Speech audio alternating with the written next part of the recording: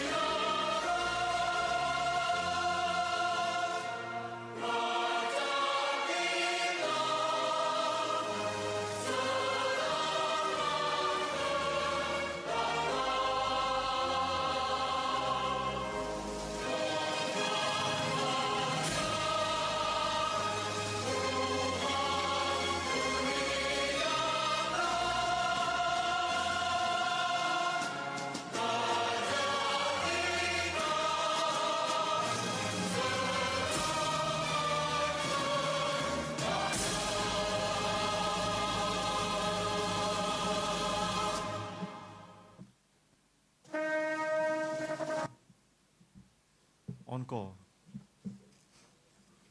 Thank you, ladies and gentlemen. So the house rules and the other regulations have also been stated already, so I won't repeat it. Essentially, just please make sure your handphones are switched off. Familiarize yourself with where the exits are. And of course, and if you're not feeling well, please do leave the hall. And masking is not necessary, but it's up to you to decide.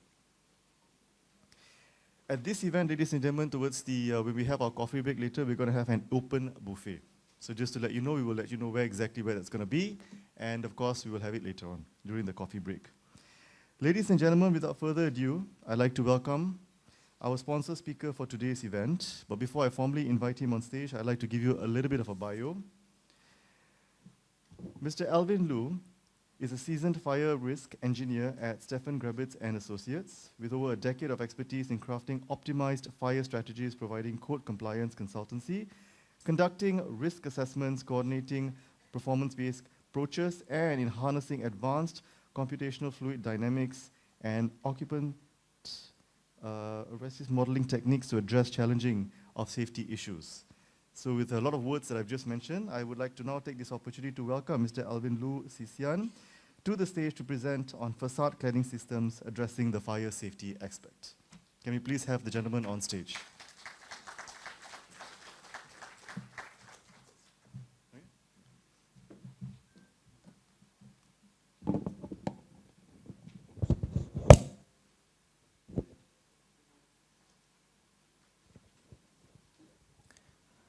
A very good morning, everyone. Thank you, Mr. Vishal, for the introduction of me. So, first of all, my name is ALVIN Lu. I'm a registered fire engineer with Bomba. I have about 10 years of experience in the fire engineering consultancy services and 3 years in fire research. So today I'm going to give a talk about the fire safety aspect of the building cladding systems in Malaysia. Before I start, I'd like to thank PAM for giving me the opportunity to share a bit of our knowledge. And I'd like to thank the sponsor of today's event, Facade Resources. And thank you all fellow architects for coming to this technical talk on this very early morning Saturday. I just have one slide to present what I do or what our company does. My name is, the name of the company is Stephen Grubitz and Associates. We are a fire engineering consultancy firm. Some of you may know my boss, Mr. Rod McBride. He's sitting right in front here. So normally, the task of making jokes and giving interesting presentations falls under his scope of work. Unfortunately for you this morning, I'm the backroom guy doing the boring work, and today I've been asked to give this presentation. So we provide mainly performance-based fire engineering services, or PBA in short. So for those who do not know what PBA is, it's about applying alternative solutions using fire engineering to address unavoidable deviations to the building code, such as the UBBL. In Malaysia, we are allowed to practice this on 3 types of deviations. I'm not going to go into detail into that. That can be a subject of another talk. We also provide building code compliance services. We give consultancy on the compliance of your project. And in our fire engineering work, we employ advanced computer modeling tools to simulate fires, smoke movement, and egress or occupant evacuation. So in recent years, we have been approached by cladding system suppliers to provide our professional opinion on the fire safety aspects of their products and their systems. So with this experience, I suppose this is why we have been asked to participate in this sharing session. But I have to make a disclaimer here. We are independent fire consultants with no affiliation with any cladding supplier. And I'm doing this this morning for free, so later please buy me a good cup of coffee, okay? Okay, I start with these pictures of the Grenfell Tower fire that occurred in 2017. The fire started by a refrigerator in one of the lower floors and spread to via the cladding throughout the entire building. Almost the entire building was ravaged by the fire, and 72 people died. So this is one of the worst, if not the worst, high-rise fire disasters that ever occurred in recent history. Now, everyone should know this one. Our old EPF building located along the Federal Highway. So twice cladding fires occurred here, once in 2018 and last year. Luckily, everyone was able to escape safely in both instances. The picture you see here is the one that occurred in 2018. So let's hope that none of our retirement savings was burned as well. So okay, the next one, this one, maybe you all know, this fire occurred last year. Anybody know where it is? Yeah, it's in Genting. The Sky Avenue mall fire. It occurred last month. So from news reports, the fire started on level 2 and then it spread all the way to level 4 or 5.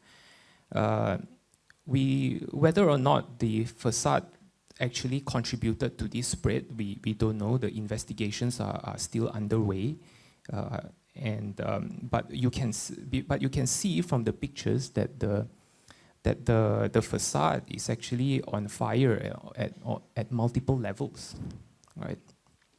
And from the news reports, we learned that the cladding material is actually made of fiber.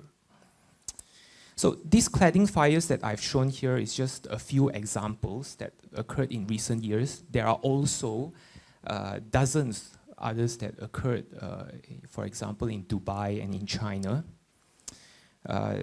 This shows that cladding fires are not a rare event.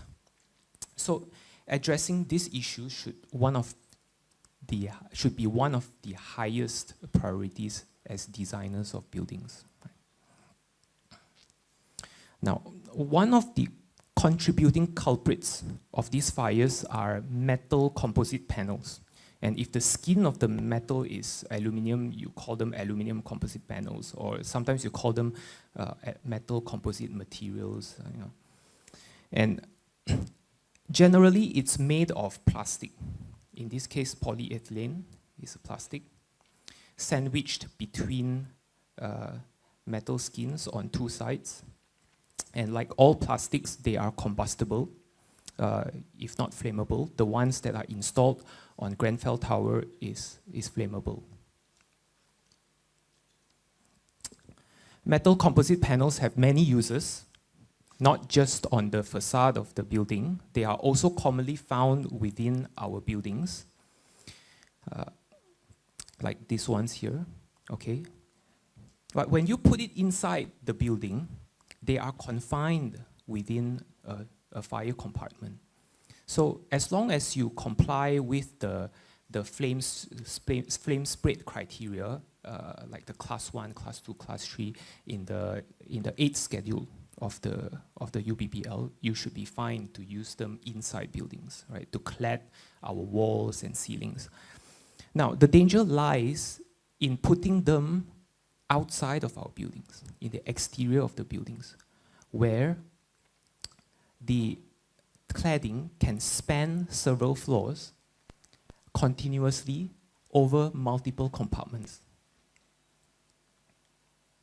One of the basic principles of fire safety is compartmentation. When a fire occurs, you want to confine the fire within a room or the compartment, because all our fire safety systems are designed to address a single fire only at a single location. Like, for example, our egress routes and the sprinkler activation is designed to address a single fire at a single location. So, as architects, you would put firewalls to compartment your rooms, or fire-rated floor slabs to prevent fire spread vertically. And at the edge of the building, you may put fire-rated spandrels, and you would fire stop any gaps and fire seal any penetrations. On the exterior of the surfaces, you would apply Class O material. So Class O material basically indicates that the material will not propagate fire, but it doesn't mean that it's non-combustible. Yeah? I will explain this later. So these are all the UBBL requirements, which I think all of you as architects would observe. Now, when it comes to cladding system, when you attach cladding system on the exterior of the building, it's now a different ball game. Okay, you create a gap. You create a gap between the exterior surface of the wall and the cladding, and the cladding system could be a composite material, which can be flammable, and for some reasons, it can also pass as Class O.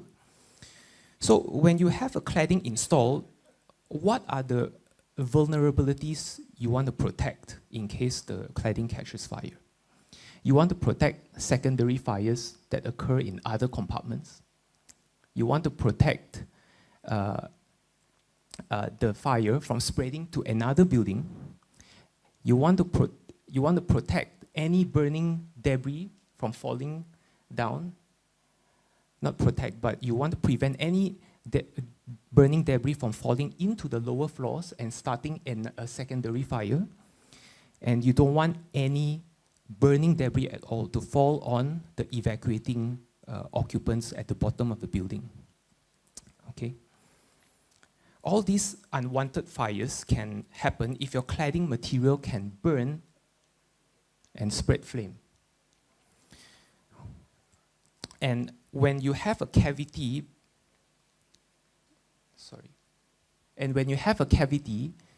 between the cladding and the exterior wall, you create a chimney effect, what we call a chimney effect, that can cause the flame to elongate over multiple floors. and this can cause multiple fires on multiple floors. So the two important aspects of cladding fire safety is the flammability of the material that is used on your cladding and the cavity inside the cladding system. So how does the fire spread from the fire on the cladding into the building content to the building contents? Is through heat radiation. Through heat radiation, and it has been established that if your flame or the hot gases is 600 degrees, most of the building contents inside the building would be ignited. Okay, so this 600 degrees criteria is a threshold that is used as an acceptance criteria to the BS 8414 test that I will also explain later. So before the Grenfell Tower disaster, the fire requirements for building exterior under our old UBBL doesn't actually address the use of cladding system. So especially those cladding systems that are of metal composite material, because these metal composite materials only started to become popular in the 1990s. The old UBBL only requires the building exterior surface to be Class O. Class O, right? And Class O doesn't mean it's non-combustible, okay? Class O is actually a very good fire performance. It means that it doesn't propagate fire on its surface, but it may burn. Class O is a higher fire performance than Class O. Non-combustibility is a higher classification than Class O. So how do you achieve Class O? You just need to pass this BS 476 Part 6 and Part 7 test, which I will also explain later. And since the Grenfell Tower disaster, the world, including Malaysia, realized that there is a problem with the existing building code that doesn't address the use of the cladding systems. So came this BOMBA requirement. It says here that the core material, okay, the core material for your composite panels must be made of entirely non-combustible material, not Class O, but non-combustible material if your building is above 18 meters, and it must pass the BS 8414 fire test. You can, for buildings below 18 meters, is Class O. And all this is later consolidated in our new UBBL. Here. You see that it says here that if your building is more than 18 meters or less than 2 meters from boundary, if it's close to boundary or very tall, your cladding system has to be constructed entirely of non-combustible material, not just Class O, but entirely of non-combustible material. And you can only use Class O if it's less than 80 meters or your building is far away from the site boundary. Now this requirement is very important, so I will repeat here again with some figures. So building more than 18 meters or less than 2 meters from site boundary, everything on the cladding must be entirely non-combustible and your cladding system must pass BS 8414. Otherwise, Class O is sufficient. Now I'm going to start with talking about the BS tests, and BS doesn't stand for bullshit. It's British standard. Okay, I'm going to start with the BS 8414 test. It's a system test. Okay, in Malaysia, we test this in Sirim in their facility in Rawang. So the fire test simulates the worst credible case fire scenario that impinges onto the bottom of the cladding, and to see how the whole system works as a whole, right? To construct this test mockup, you would actually involve multiple suppliers and contractors. They may each supply different parts of the cladding system. The test rig is 3 stories high. This is to simulate the possibility of fire spread over multiple stories. The cladding system is constructed over the test rig. Right? The test rig has a main face and a perpendicular wing here, and the cladding has to be installed on both faces. The fire source is located in this combustion chamber at the bottom, okay? And thermocouples are placed on the upper floors all over to measure the temperatures of the external surfaces and inside the cavity. So the fire load, this is the fire load that's used for the test. It's very big, as you can see from this human here as a reference, the human size here. It's made of wood and it generates about 3 megawatts of fire. This is actually quite a big fire, probably bigger than a car fire. So this is to simulate a fully developed fire that's occurring inside the room with the flames projecting out of the room openings. So the performance criteria to pass this test is related to the vulnerabilities you want to protect, as explained earlier. So in terms of fire spread, you want to avoid having secondary fires occurring on the other levels or other compartments. So the external and internal temperature measurements have to be less than 600 degrees. As I mentioned earlier, 600 degrees is considered to be the threshold whereby the radiation coming from the flames and the hot gases would likely to ignite most of the commonly found items inside the building. Next, visible flaming at the edges. You don't want the flames to project out at the edges, at the top, or on the side of the building, and that would cause your roof or an adjacent building to catch fire. In terms of mechanical performance, there is a collapse zone right in front of the fire source, and if any of your debris falls out of the collapse zone, it means that your debris is falling off significantly from the cladding, and that would actually pose a danger to the evacuating occupants at the bottom of the building. Now, the last one, no, not the last one, burning. In terms of burning debris, this is to avoid a secondary fire from occurring on the lower floors when you have burning debris or dripping pool fires coming from your cladding system. The last one here, system burn-through, is only applicable to claddings that are installed on steel frames without a masonry wall to protect the building contents inside. So basically, system burn-through means there's a big hole in your system on your panel, and the building contents inside the building would be exposed to the fire. But this is only applicable if your external wall doesn't have a masonry wall. So this is an example of a failed outcome of a test.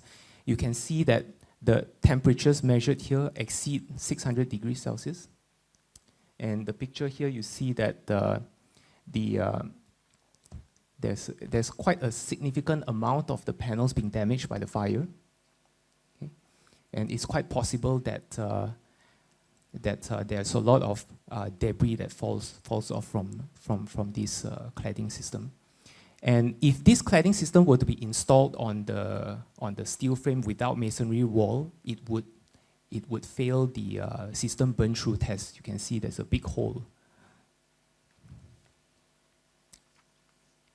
Now, this is an example of a successful test. Temperature remained below 600 degrees for all the thermocouples. And you see in the picture here, the cladding remains largely intact after the test. So now back to this figure showing the latest requirement. I've addressed the BS 8414 fire test, and now I will go on to the Class O and the non-combustibility test.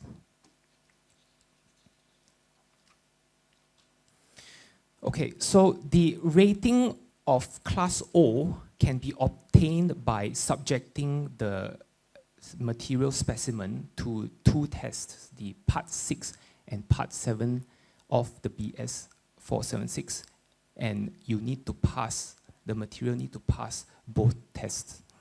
Okay, for the first one, the Part 6 test, the specimen is subject on one side only, subject to heat on one side, one surface, and then the temperature from the gases produced are measured by the thermocouple here.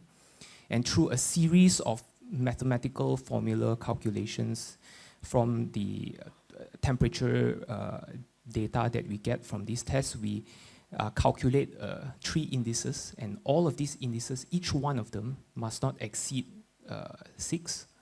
And if your specimen does not propagate fire, normally you would pass these tests. Okay, now, this test method was invented several decades ago, before the metal composite materials became popular. And so it's not very appropriate for metal composite materials, because when you put the metal composite materials to these tests, the metal skin of the metal composite material can actually protect the plastic core inside. So even if you have a very flammable core, it is possible that that metal composite material can also pass these tests. Okay? And the second test, flame spread, you put the material on a strip horizontally, and you subject it to the heat of the combustion chamber, and then you measure the flame spread, the horizontal flame spread across the material. And if you want to achieve a Class O or a Class 1 rating, the flame spread must not exceed 15 centimeters. Now, there is a weakness of this on this test as well, because it only evaluates the lateral spread of flame.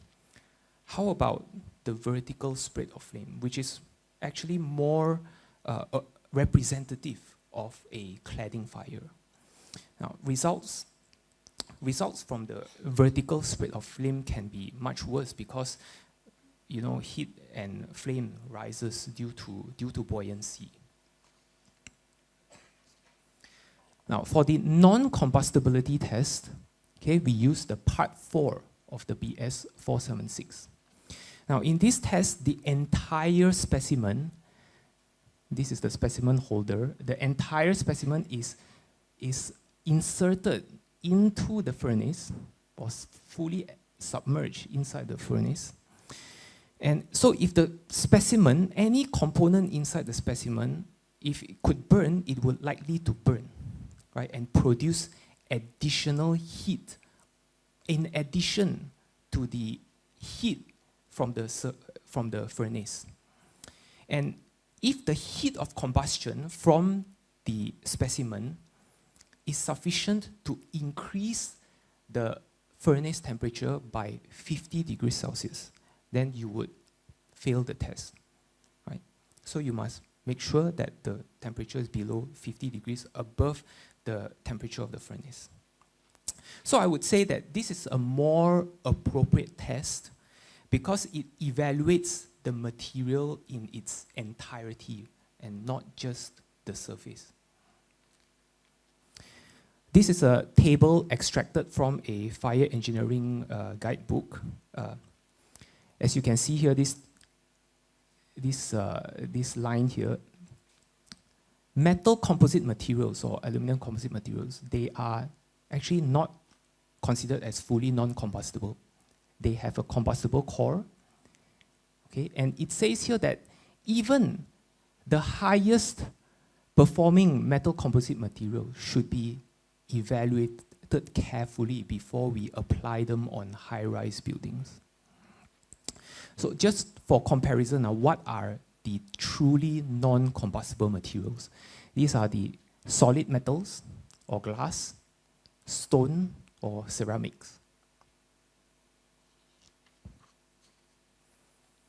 So this plastic core inside the metal composite materials is actually a problem, and the suppliers and manufacturers of these metal composite materials, they want to try to achieve a better fire performance. What they do is they apply fire retardants into the plastic. Usually the kind of fire retardants they use are mineral fillers, and the most commonly product used is ATH and MDH. These are actually very good fire retardants because it produces an endothermic reaction. Sorry, if you still remember your high school chemistry. Endothermic means that it will take away heat. So when this material is subject to a fire, it will take away the fire's heat, and it will produce water. And this water will dilute the volatile gases and would stop or prevent or slow down the flame spread. It also produces a layer of metal oxides which can protect the plastics. This is all very good, but research data have shown that even if you apply a lot of this fire retardant, even up to 90%, and you only have 10% of the plastic in the core, you would still generate a significant amount of heat. So now the question is, even by having the highest performing core, can it pass the Part 4 test?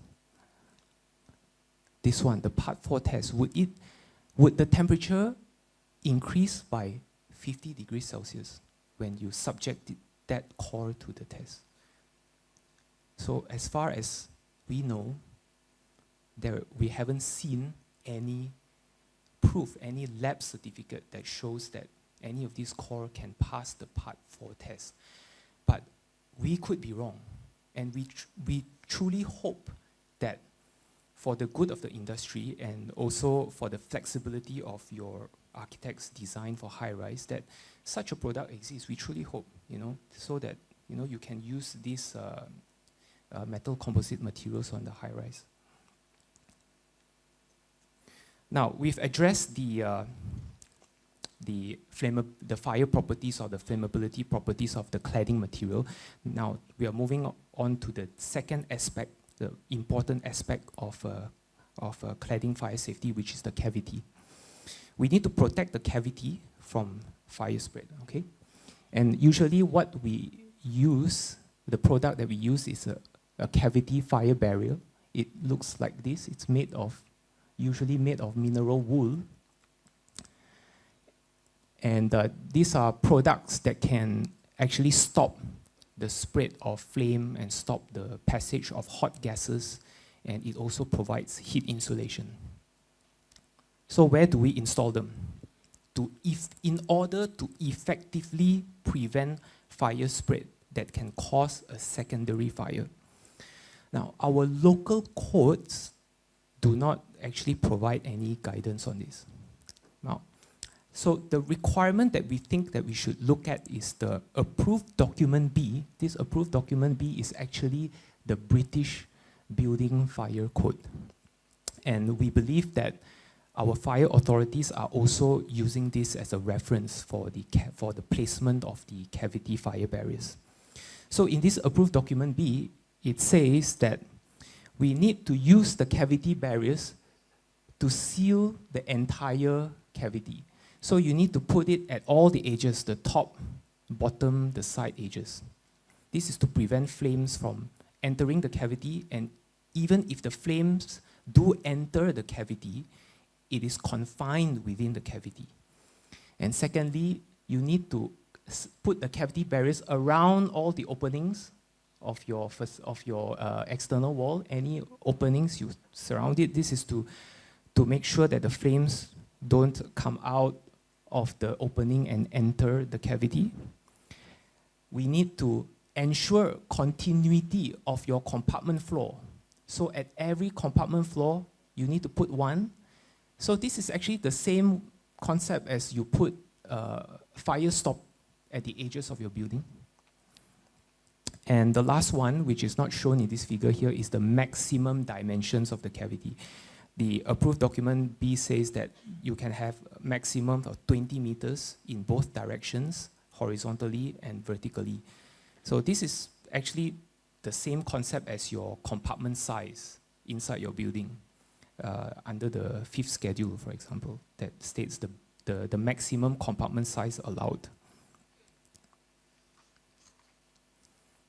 So this is just a summary of what the approved document B wants in terms of the placement of your fire barriers. I will not go through it again. I've talked about them.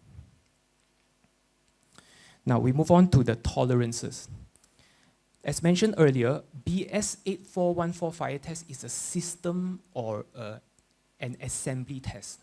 So whatever that design that you test on the test rig, you must apply the exact same design on site. So if you make any changes or any variations, normally you need to test that change again. But there are some tolerances allowed. So this is a SIRIM document. It says that these are the few things, for example, in terms of cavity depths, you know, if you test the minimum size and then the maximum size, with all else of the design remain unchanged, then any cavity size in between is acceptable without needing another test.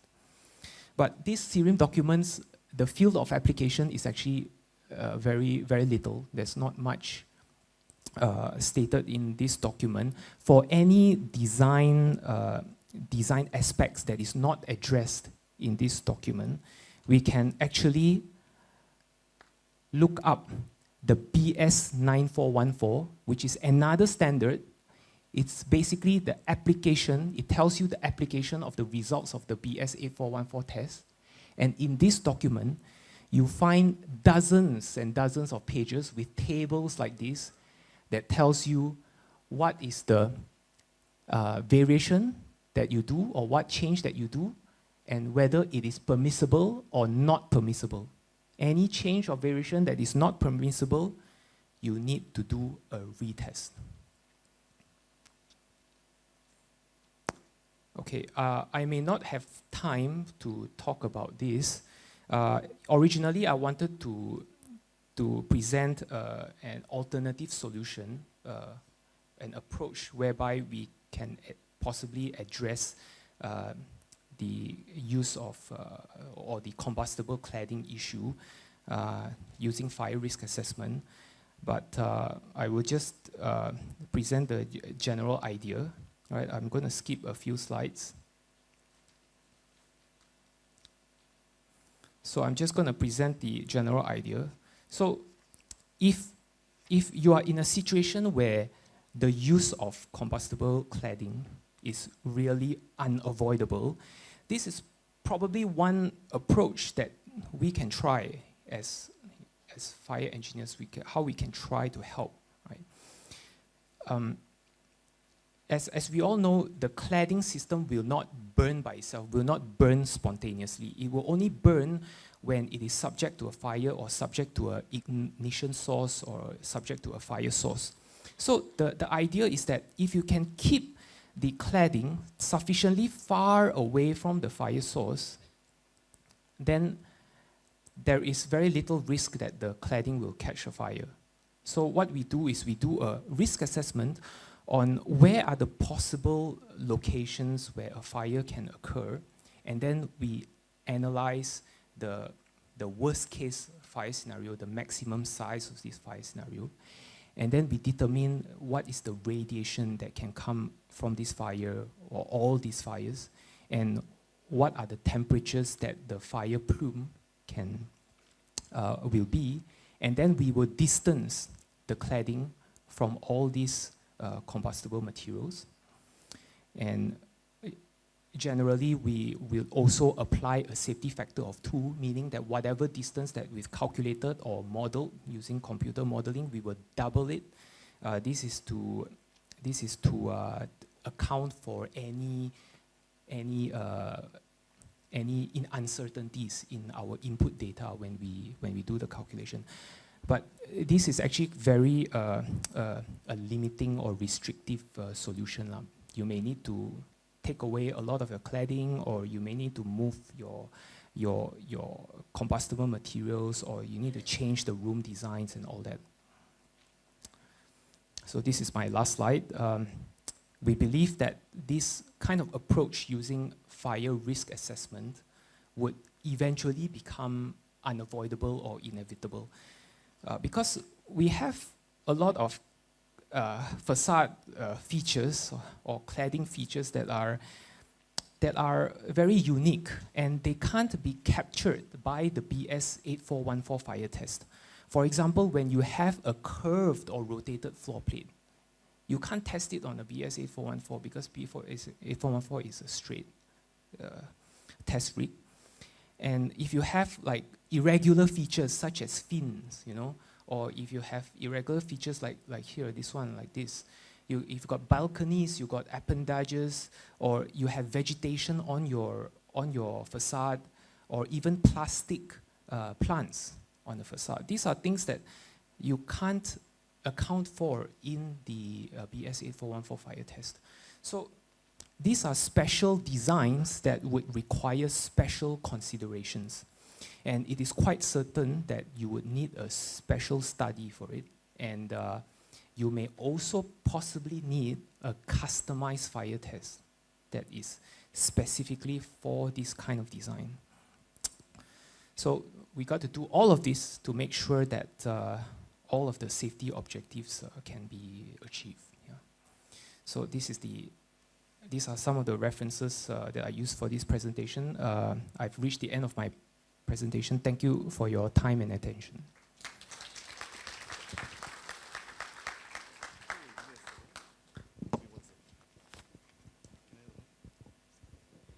Okay, thank you, Mr. Alvin. So we're going to open up the floor for the Q&A. I'd like to ask our guests to please take a seat. So if any of you are interested in asking a question, please raise your hand and a mic will be given to you. Please introduce yourself and ask our gentleman on stage anything you like, related to fire, of course. Would anybody have any burning questions in your heart? Raging like an inferno in your heart? Does not anybody want to start a fiery dialogue and see how far the temperature will rise in the hall? I'm running out of puns, ladies and gentlemen. Does anybody have any more questions? I apologize if you expected a fire show here. Yeah. We're going to keep that spark for the next presentation. So would anybody like to spark off a dialogue? No? No one has any questions on fire at all? I mean, interests me actually is the green, that we have on buildings right now. I think this was actually previously even mentioned in another session regarding fire. We have a lot of buildings right now, especially in Singapore, I think, where the entire building is clad with vegetation. So are there any regulations pertaining to that? I mean, how do we deal in a situation where the entire building looks like the, part of something that came from Pandora or something like that? As far as I know, these kind of designs are not allowed because vegetation is not, the materials on your vegetation is not class O. Whatever that you apply must be class O or non-combustible. So when we see these kind of buildings in Malaysia or in Singapore, they probably have some kind of dispensation. They've probably done some sort of study, if there is one. Otherwise, it would be very dangerous. They may have considered some other alternative solutions to it. Because we do have those buildings in Singapore, especially the ones that come to mind, where the entire building is clad in green. I don't remember specifically the name, but they are. So yeah, they do exist, and I believe that they have applied, like I mentioned, alternative solutions. They may have sprinklers installed somewhere or to suppress the fire, or they may have provisions, SOPs within the building whereby you keep the combustibles away from those vegetation. They may have done some studies that show that even in the worst possible case scenario fires, the fire would not spread to the vegetation and cause the vegetation to catch fire. I'm just imagining things. This may not be the case, but this could be some of the approaches of studies that they may have done to allow this kind of vegetation to be placed on their buildings. Okay, thank you. So I don't know, I mean, I guess forests are not certified as Class O. Well, someone is welcome to test them. You know, every plant could be different. So if your plant, you test it using the methods, the test methods I've shown earlier, maybe they pass the test. But it's going to be a very difficult test because your plants are not homogeneous material. It can, you can have the branches, you've got the leaves. In order to do this test, you've got to consult the technicians in the lab to see how they are going to do this test. Arboretum, yeah. Your question was actually accompanied by a nice round of music just now as well. Elevator music. So, okay, I tell you what, let's have, it's okay, we've got one gentleman over there, I think, who's raising his hand. Let's have him pass in the mic, and then we will proceed to the next part. Sorry? Wow, how do you qualify yourself as a, he is actually asking for your degree or your credential or your license or something of that nature. You know? Literally. Okay, I think, okay, first of all, there is a directive issued by Bomba last year that states all the criteria to become a fire safety engineer. I have this registration with Bomba since 2021. So for me, in my path, what I did was I did a master's in industrial risk management. It's an engineering master's in industrial risk management. And after that, I have another master's in fire safety engineering from USM. My first master's is from France, and my second master's is from USM Malaysia. Wow. 2 masters. And after that, I have certain years of experience providing fire engineering services. All my years are with the company I work for now, Stephen Grubis and Associates. My boss is here, I have to say the right things. What is your degree now? Oh, in France, when you do an engineering degree, it's a full 5 years of full 5 years that leads all the way to masters. So I did that is my degree. The industrial risk management is my engineering degree. Bonjour. Bonjour. And merci for the answer as well. I think that's the time that we have for our guest. Thank you. Does anybody want to ask what school he came from, what kindergarten that actually qualified him to go for the masters in France? Okay, I think that's about it. You must really like fire a lot if you decided to do all that until the masters. Yeah, my whole career is in fire. After graduating, I was in fire research. My whole career is in fire, right? And then now in fire safety consultancy. Yeah. You're like an arsonist when you were younger or something? Oh, the opposite. That's why I'm a fire engineer. Very cool. Prevent fires. Very cool. I don't know, cool, is that the right word? I don't know. I think we have one other gentleman raise his hand at the back there. Okay, thank you. Are you going to ask him something related to his educational background as well? Or? Hello, my name is Shami. I would like to ask about the fire barrier with the wool. For every aluminum panel or ACP, we use that fire barrier, right, with the wool. Okay. My question is, who the one who inspect or any regulation on the grid?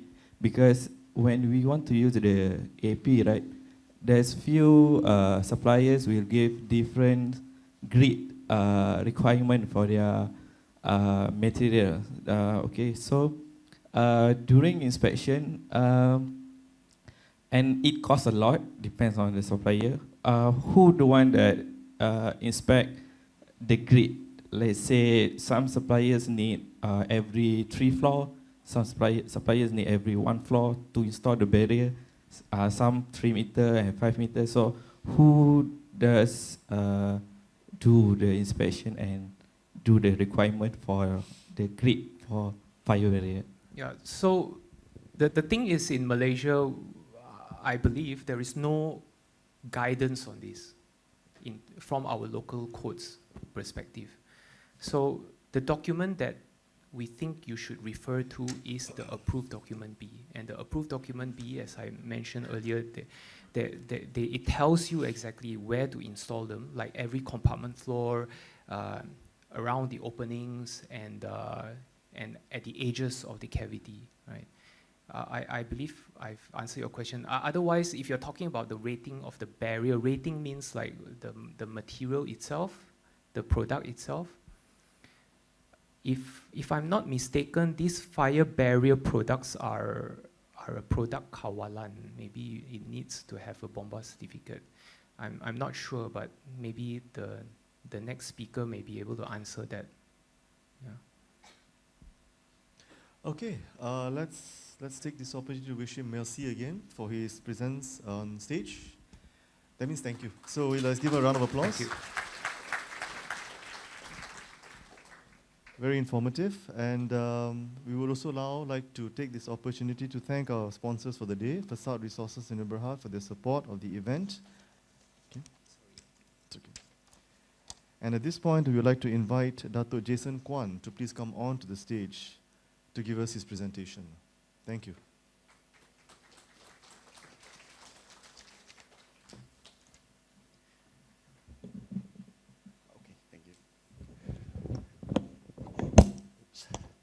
Okay, good morning, everybody.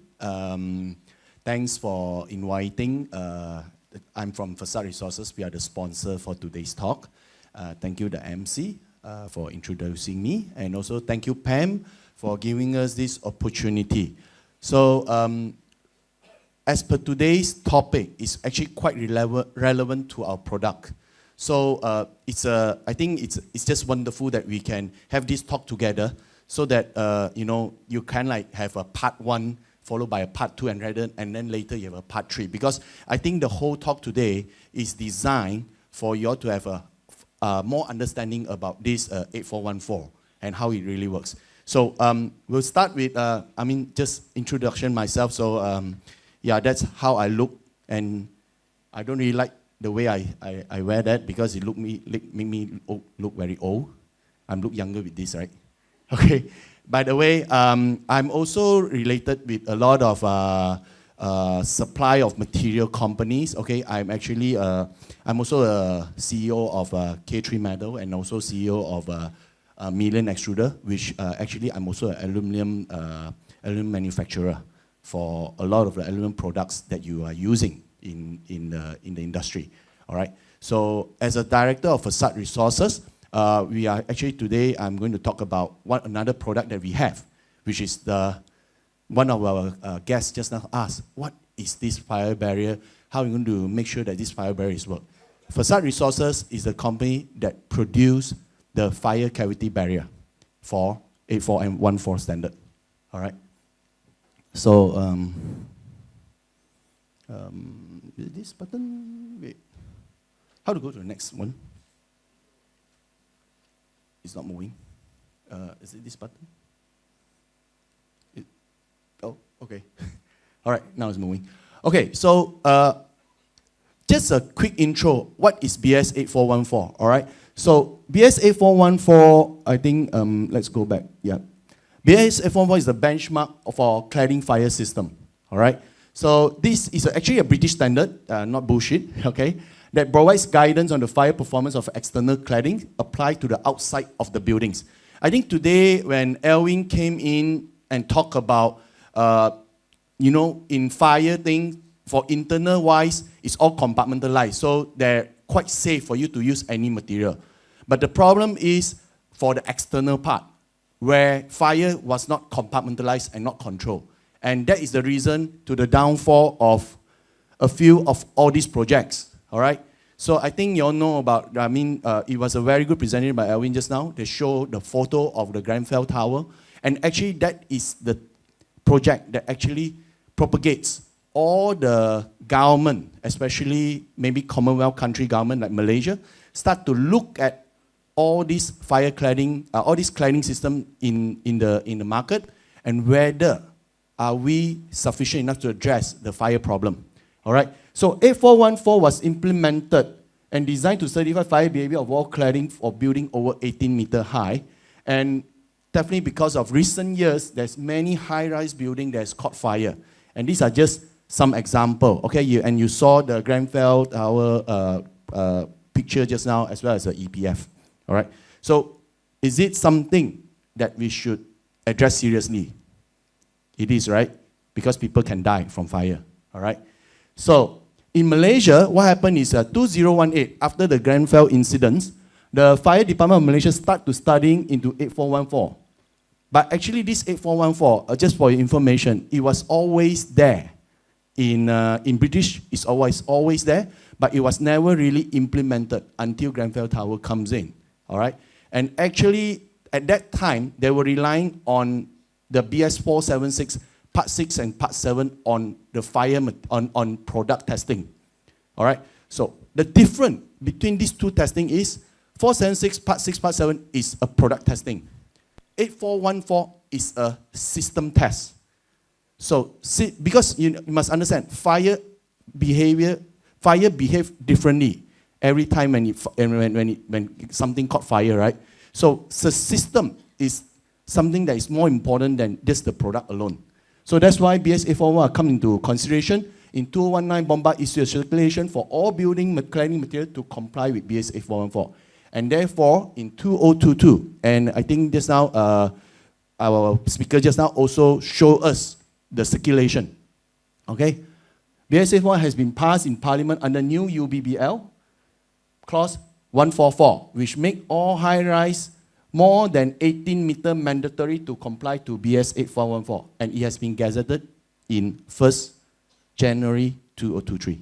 And that's why architects fellow here, you guys have to start to implement this in your design, all right?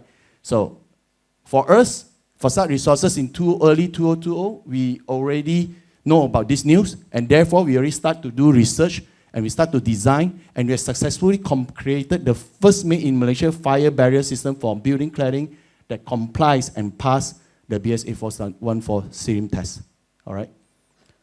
Now, who we are, okay? So we are established in 2012, so Facade Resources is a specialized construction material system supplier. In 2012, we studied and designed, just as I mentioned, the first in Malaysia fire performance external cladding system. In 2023, our product has been successfully rolled out to industry player with many projects in Malaysia using our system. So what we would like you to think about us is, when you think of 8414, you think of us, all right? That is one of the major important messages that I want to pass it to you, all right? Why we dare to say that? Okay, that's fair, it comes in the next few slides, all right? Now, this one I will go through very fast because I think the previous speaker has mentioned about how you pass the 8414. So there are a few criteria. But a few criteria here that I like to bring up, some of the things that I want to bring up here is, number one, do you really see the temperature rise? It cannot be more than 600 degrees, which just now Alvin mentioned about anything that's above 600 degrees, almost everything will be burned down inside. So in order to pass this 8414, basically there's thermocouple in certain level to make sure that the fire temperature did not raise to that temperature in order to pass. And another important criteria is the falling debris, all right?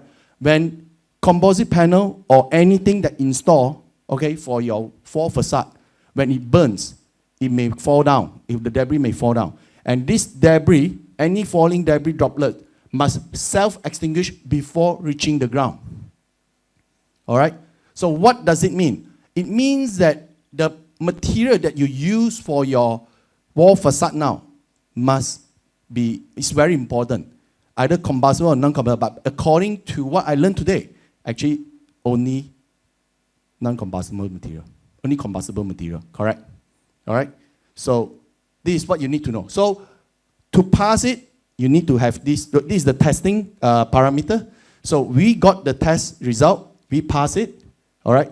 So, but one thing that I like to bring up is we must understand what is the principle of 8414. All right. 8414 is basically to compartmentalize fire from spreading easily. Okay. So compartmentalization in fire safety, as outlined in 8414, is about creating barriers within a building to slow or stop the spread of fire and smoke. This is achieved by dividing the building into separate fire resistant sections or compartments.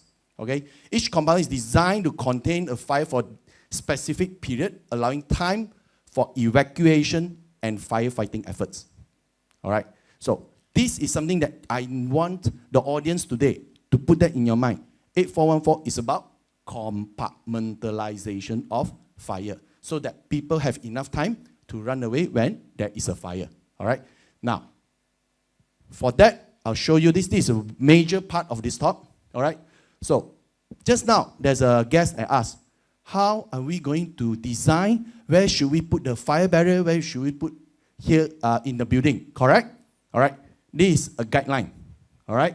So, the green color here, the red color here, okay, is horizontal barrier. All right? The red color is horizontal barrier. Okay, this one is horizontal barrier.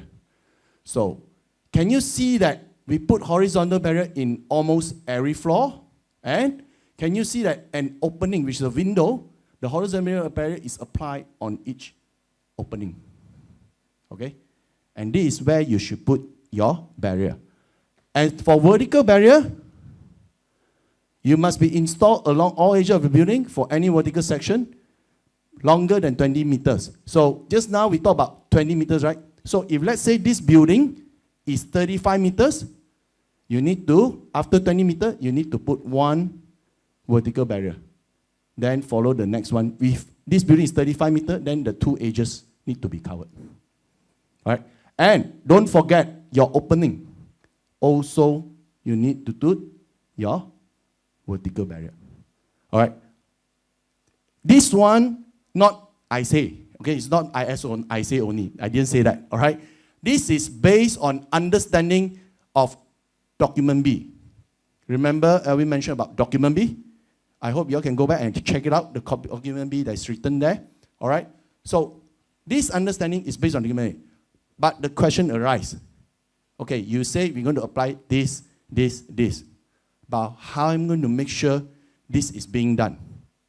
Therefore, the role of architect and the communication between the architect and the supplier plus the contractor is very important in this aspect. So, as an architect, I believe you must also know your knowledge so that when supplier tell you where to install, you know actually he's talking the right thing or the wrong thing. Because sometimes we found that after in this industry for the past 2 years, where we sell this product, we felt that some of our industry players, because they're trying to market their product, they forgot that this is actually the right information to pass to the architects or the designer. So this is where I like to really bring up to you all, because today in Facade Resources, we just don't say it. We also have third party to certify our for our projects. Even though we do the demarcation for them, at the end of the day, we also get third party involved on the demarcation, make sure that this demarcation is properly installed. All right? So this is some pictures of installation at site using our product. So where is our product? This is the product. Okay, can you see all the windows opening is being installed? All right? This is just some pictures that how it was installed on the floor and on the building. Now, this is also very important. All right? So, we are in construction industry, right? So, you all know, in Malaysia, construction tends to what? Delay. Okay? Maybe money not enough. Maybe, for some reason, COVID strikes, the construction got delayed. Imagine if this fire barrier was installed, and because of some reason, Malaysia is a monsoon country. We have rain almost every day. All right? So this thing is exposed to rain and weathering for maybe not just 1 day, 2 days, 3 days, maybe for months, or in some cases for years. Just imagine if you install this, and this thing you just let it, because the main product of this fire barrier is this rock wool here also. Okay? So what we did in our product is we use a plate to protect our rock wool as well. And therefore, this sample was taken a week ago, but was produced in September 2022 and was exposed to outdoor until today. And can you see that the product is still in proper shape? All right? This is very, very important that I like to bring it back. I want you to bring it back. Because there's some product out there that had the rock wool exposed to the outdoor without addressing how you protect the rock wool. So imagine 1 month, 2 months later, what will happen to the rock wool? Guess what will happen to rock wool? Can you still use it? No, it will not perform anymore. All right? So this is what I like to show you. Okay, so how it looks like is when we install this, just for your information, okay? So remember, imagine this is the cavity. This area is the whole cavity, okay? Our product actually works like a so-called a Z plate, okay? Okay, a Z plate, all right? But you see this is the gap. We leave a gap here, okay? We leave a gap here. Why we need to leave a gap? Remember just now we were talking about we have to compartmentalize fire, right? Is this compartmentalized yet? Not really. It's not compartmentalized. But how it works is we actually install these two pieces of intermission. So what happens is that when fire happens, okay, the heat of the fire will actually expand this intermission. Okay? On industry circumstance, for every 2 mm, it can expand up to 40 mm, 20 times. So when this intermission expand, it actually close this gap. Close this gap. And therefore, in our design, we'll make sure we always advise our people not to design this gap more than 35 mm. Because our intermission is 2 mm. Okay, our intermission is 2 mm. So when the expand is 40 mm. So it's more than enough to cover this gap. Now, the question is, why didn't you just close it? Why you leave the gap? Okay, very simple. Because you know when you have a wall and a composite panel, say any metal supplier, metal system here, remember in the middle here, you also need to address water problem. Okay, you also need to address the rain problem. All right, so this is where it allows the water to flow through, just in case if the building got water tightness problem. All right, and that's why we design that way, but we also understand the compartmentalized issue, and that's why you expand. All right, so I really need to go very fast because I'm only giving 20 minutes.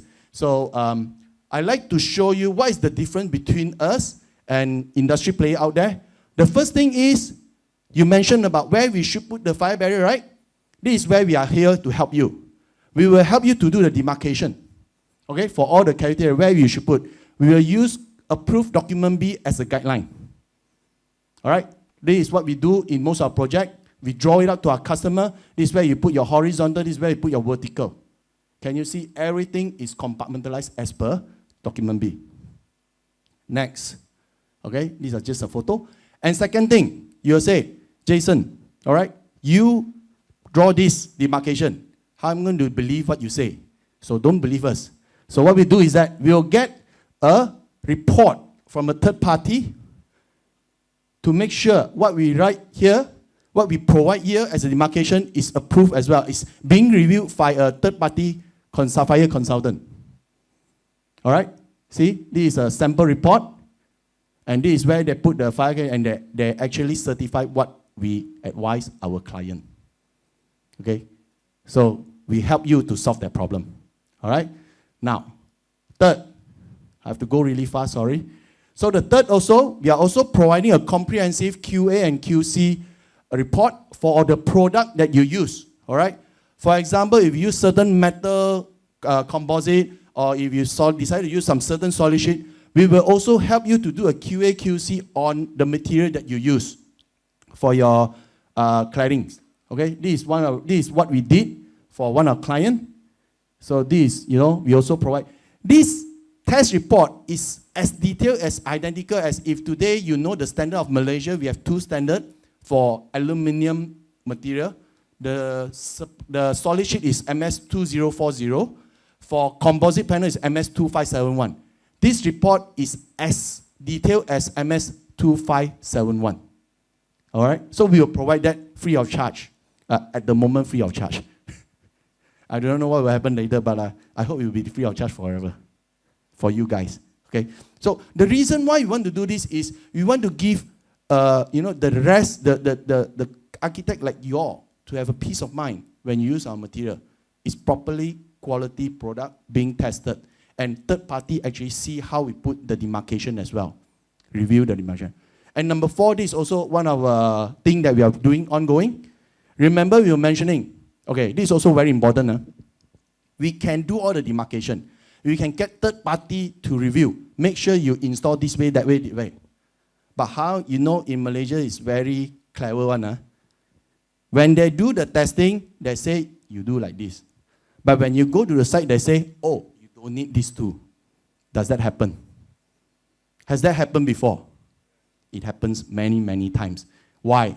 Because of maybe they try to save some money here and there. But this is not right. Because the test was done that way, then you have supposed to be installed that way, all right, in the site. And therefore, in Facade Resources, what we'll do is that we are rolling out our apps, all right, to help people to do, we will also do the regular site inspection for you to ensure that the fire category that we demark, reviewed by professionals, are being installed correctly, every floor, in every demarcation that we made, all right? So we will also provide a detailed report after the project done and say that where we have installed, we certify this to you. All right? We certify this to you. And how it was installed, how it was done. All right? And this is just the preface of our apps where you can log in. We are maybe opening up to architects soon. So architects can go in and check your project under you, whether where is the photo, where is the site photo, where is the demarcation, where it has been done. You can check from there. Remember, you guys are very important in signing off the project, right? You are the third signatory, right? Who is the first signatory? We are. As a material supplier, we are the first signatory, we are the system owner, all right? The second signatory is the fabricator. So these 3 signatures, you play a major role because anything happens, if a fire happens, we are the 3 who got investigated. We are the 3 party that will be questioned. Did you do the right thing?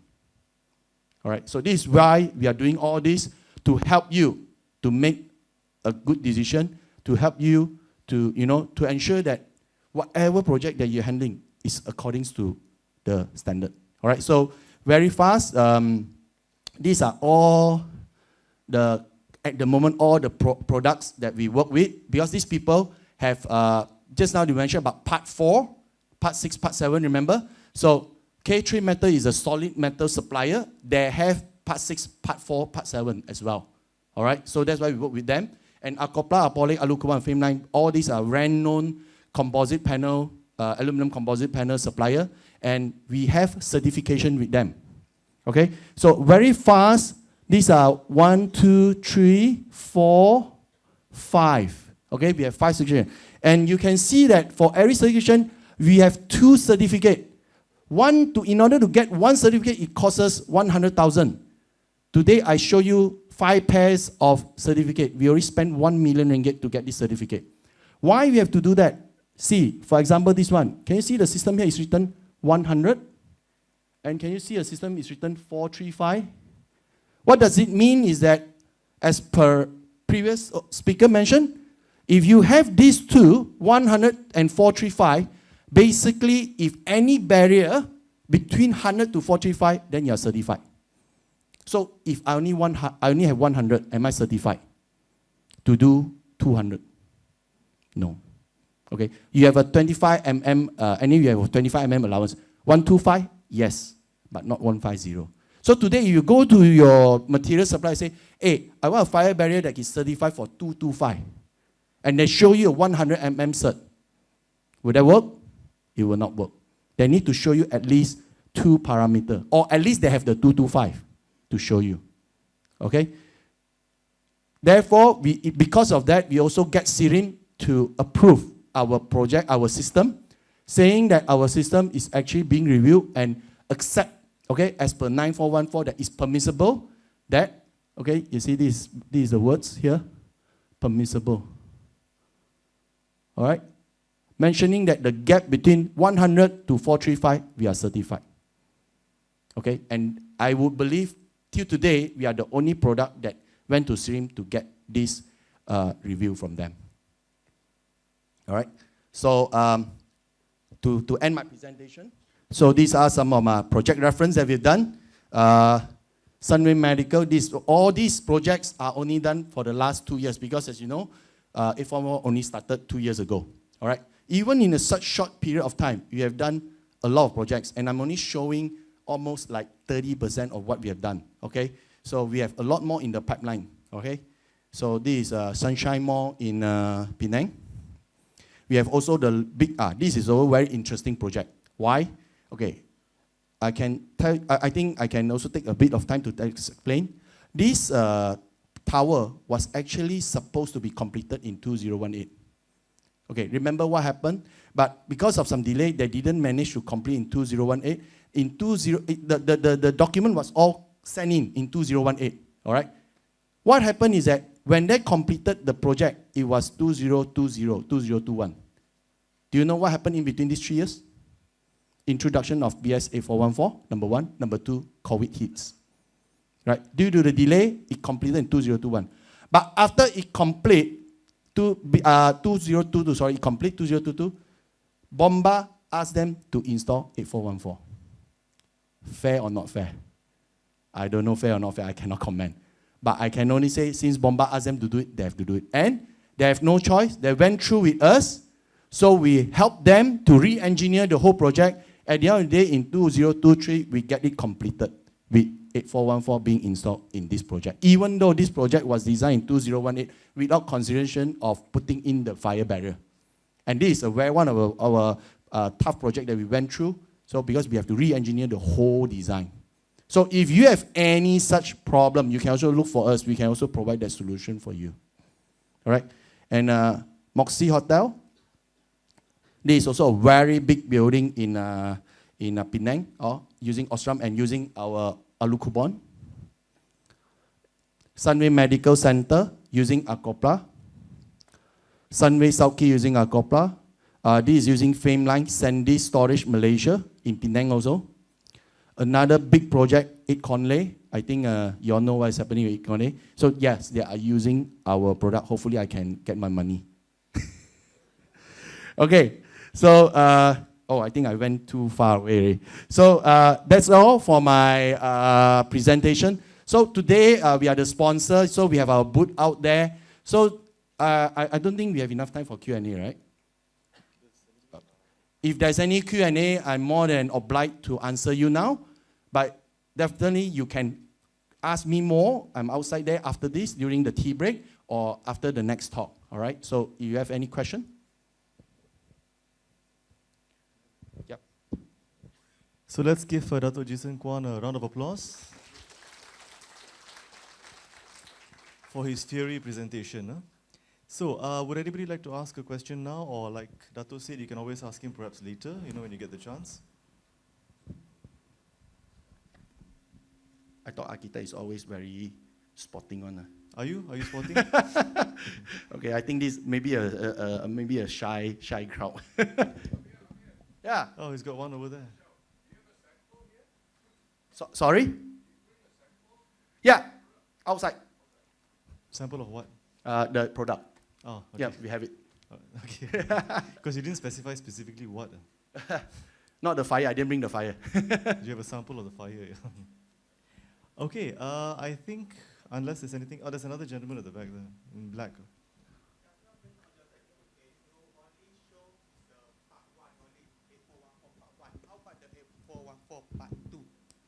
Do you have any system for the 8414 Part 2? Part 2? Yeah. I'm not sure whether we have Part 1 or Part 2. I'm not so specific. I don't understand your Part 2, what is it about. Is it more like 9414 or what? One of my project is require 8414 part 2, so we need to do another test. So on your part, do you have any specific for the part 2? Okay. This one, I think I should pass it to my colleague here to answer you because this one, I think he has more knowledge about. Just hold on. Basically, the systems that we rated is for part 1. Part 2, actually, you need a custom test, just like what we did for the TRX MRT. Because to complete in one part 2 testing, you need to go through almost like 16 testing just to get one full system. So part 2 normally we will advise on the custom mix, based on the project base. Okay, I now understand. So basically, you're talking about the custom one, all right? Yeah, that one subject to also discussion with Bomba as well. Okay, thank you very much. Very informative. We have a specialist just around the corner. Yeah, Eric is my partner in Facade Resources. Yeah. Let's Anyway, give- Eric is here as well, so you can also look for him later. Let's give Eric a round of applause as well. Huh? Yep. Okay. Okay. Okay, thank you very much. Okay, thank you, gentlemen. So, ladies and gentlemen, welcome back. We hope you had a good brunch. As usual, anything connected to fire tends to be a full house, so that's always a good sign. Now, without wasting any more time, I'd like to invite our second speaker from PAM, Architect Daniel CHOO, HUAT, to please come on to the stage. But of course, before I formally invite him, I'd like to give you a little bit of a bio, if you just indulge me in a moment. Architect CHOO HUAT graduated with a Bachelor of Architecture from UPM and a Master's of Science in Fire Safety Engineering from USM. During his postgraduate studies, he conducted research titled Dynamic Evacuation Analysis on Margins of Egress for the Adaptive Reuse of a Heritage Value Building in Malaysia, and has also passed the Fire Risk Assessor course organized by the Institute of Fire Engineers in the United Kingdom, Malaysia branch, and completed a one-day firefighting training at the Academy Bomba and Penyelamat Malaysia at Kuala Kubu Baru. So another well-qualified speaker here today with all of us, impressive credentials related to fire.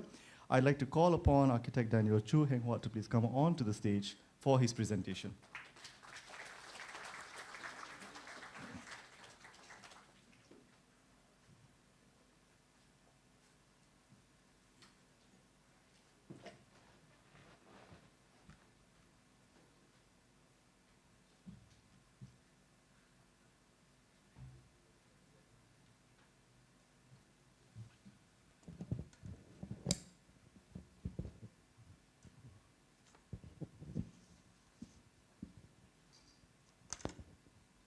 Okay, very good morning to all.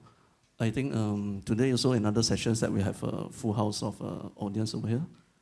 As mentioned, as our MC just now, Misha, on Fire Talk itself is always one of the popular topics that everybody interested to attend.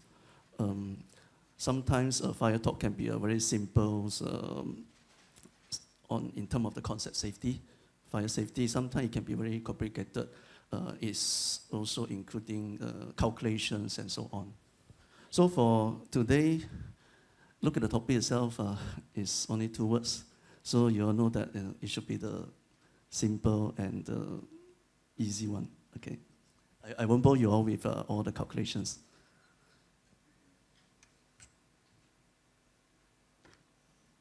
Okay, I just add one slide as well because I saw everybody is introducing himself. So I'm Architect CHOO HUAT. I'm one of the past council member with the council for almost 4 years. For this term itself, I didn't join the council, and I have been working with chairing a few of the committees. And currently, I'm the principal of HENG Architect, as well as one of the committee member for PAM Fire Safety Working Committee. So in the committee itself, there's quite a number of us. Led by a few of the masters, like Architect Chi Su Teng, Architect Chong Li Seong, and Architect Lu as well. Okay, if you look at the photo itself, this is some of the photos that are taken during the training time. So you might wondering why I shows the photos. So the topic for today is on fire safety as well as evacuations. So in this particular firefighting section itself, I believe ALVIN also went through this process. Yes, first of all, we are looking at firefighting, okay? But for us, we are experiencing beyond firefighting. Okay, we actually go into the so-called simulated fire area in the cabin itself. We look at the smoke itself. We look at what is the visibility, and then how we actually breathe with or without the support of the oxygens. Then at the same time, we also feel the heat. Okay, the temperature itself inside the cabin, you can be surprised that when the time started, initials until it actually some sort of full scale of the fire, the temperature went up a few hundreds. So you may feel that, oh, few hundreds, how are we going to survive inside a small little space? And of course, all these are quite related to where and what we design going to design. So of course, in the picture itself, there are also, I'm wearing the PPE, okay? So I'm wearing the PPE. Of course, I don't feel the heat, but the second photo, actually, I'm trying to,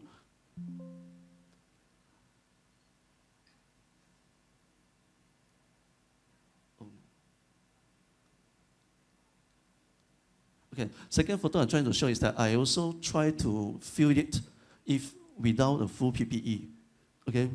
And it's not surprised that when I go in, I can only last for like very few seconds because it's very intense. We can feel the heat that keep on coming out from the fire. So you imagine that in the event of a fire happens, how are we going to escape? Okay, putting aside, we're looking at smokes in terms of visibility, and then we talk about heat and so on. Okay, today's topic, yes, on fire safety and evacuations. I taken few of the slides that from one of my best fire safety group colleague. I think Elena, I think you all know that. She had presented one of the talks 1 or 2 months ago. Okay, the purpose is for introductions for graduates and also students, and as well as a refresher for corporate members and architects like you all. And you may know, look at the slides. There are some slides that are familiar, okay, but some will be some sort of refresh for you all. Okay, if you're into introductions, fire safety concept, fire detection and alarm, and last on evacuations. Okay, slides that I borrowed from Elena. Why? Okay, architect and also knowledge in fire protection strategy, fire safety, and so on. Okay, we are the person that design the buildings. Okay, we have to know more than everyone else. Okay, and there are 4 responsibilities: professional, statutory, contractual, and duty of care. So most of the time, people are talking about statutory. We need to comply minimums, requirements, and so on. Okay, but there are also the other part on duty of care, whether the building that you design really safe with the minimum requirement or not.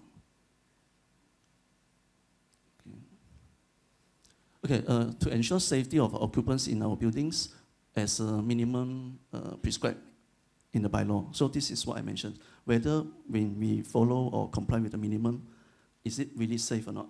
Or is it what we call the best for the occupants to evacuate? Sometimes you may find that minimum requirement is just able to comply, but somehow if you want to have a better or smooth evacuation, you might need to go beyond the minimum. Okay, a statement: designing building, allowing people to go in. Okay, for us, and for us at the same time, we had to design along safe evacuations during emergency and fire. Okay, a lot of time when we design, we are looking at how many numbers of doors that go into the hall and so on. But whether we really consider that when there is an emergency or fire happen, is it the numbers of doors adequate for them to evacuate or not? Because during fire or emergency, people may not be moved accordingly, not in order and so on. Okay, take up longer time and so on. So whether your door width is wide enough, the distance is good enough or not. So all this sometimes, as an architect itself, we might need to think a little bit further. May or may not comply just barely on the minimum. Okay, This is regular slides. Where to keep on reminding everybody that Uniform Building Bylaw is a prescriptive building code. So when you say prescriptive itself, it's not something that there's options that you want to follow or you don't follow entirely or follow partially. Okay, you must have to follow as accordingly, because this is the minimum, as I say.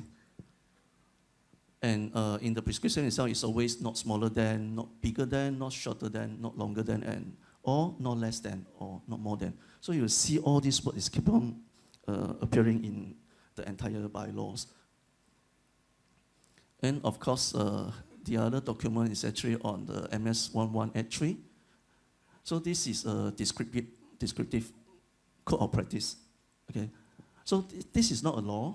Okay, but somehow in the bylaw itself, sometimes they can quote like British standard, then it will become part of the document that you need to refer. Okay, but for MS 1183, it's a code of practice. It provides more than the bylaws. Okay, it beyond bylaws itself.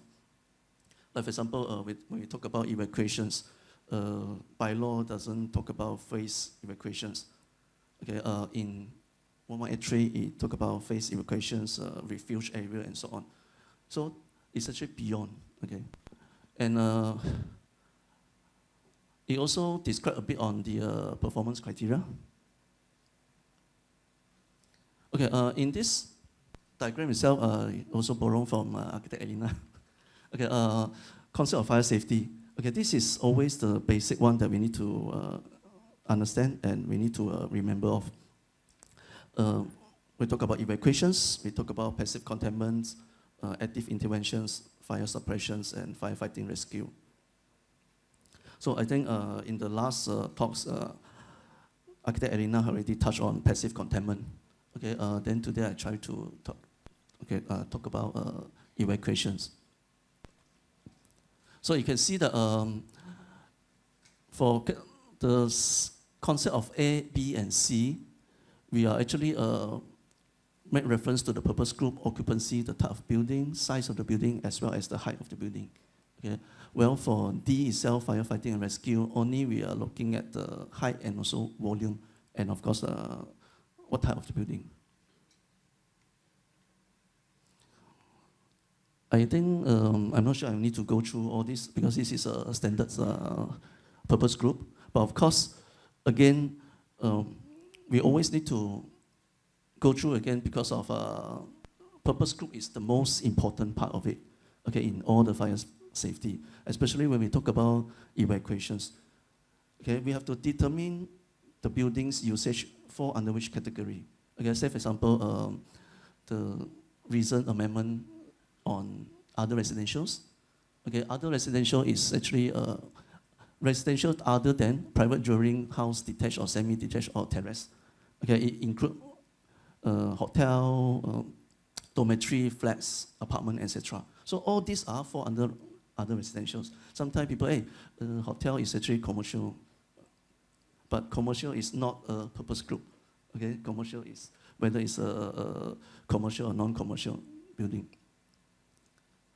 I think this one I can skip.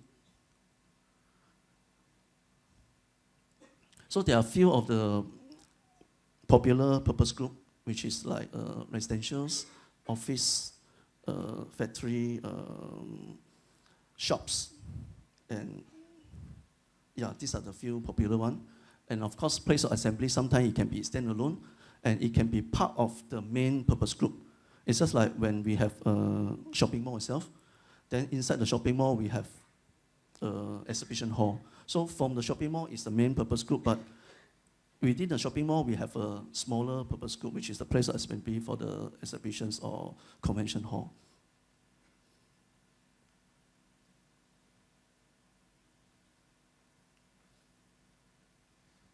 Okay, this is a statement that we always have to remember. Only one fire at one location at one time. Okay, because when the time we design, we always based on this simple and direct statement. Okay, if we are designing more than one fire at one time, then it might be different. Okay, and it's not as simple as it is.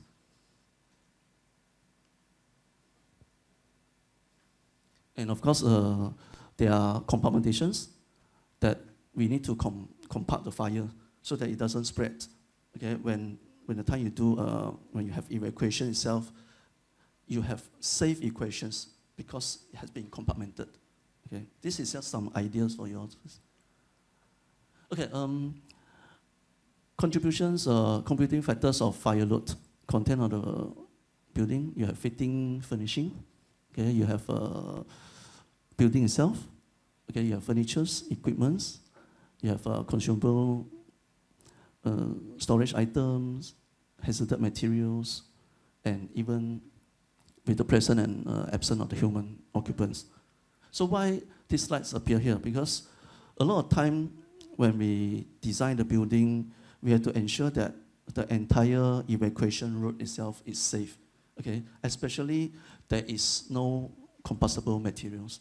Okay, we can design according to the width, okay, to the distance and so on, but somehow there are construction materials that tend to be flammable and so on, then it will be issues. Okay, it will not be a safe evacuation anymore. And of course, there are things that furnitures, people like owners, sometimes after CCC is issued, they will like, hey, they just put it in some storage or furniture and so on. So from time to time, we have to ensure that the building have to be clear, especially on the evacuation route itself that we have designed. Okay, in this particular graph itself, it gives us the idea that on the fire that we have 4 stages. We have stage 1 of initial and growth. Then we have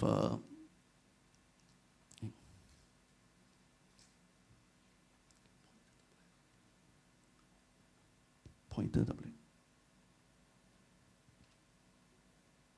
Okay, we have stage 1, initial and growth. Then after that, we have the development stage. Then we have full fire, which is a full scale of fire.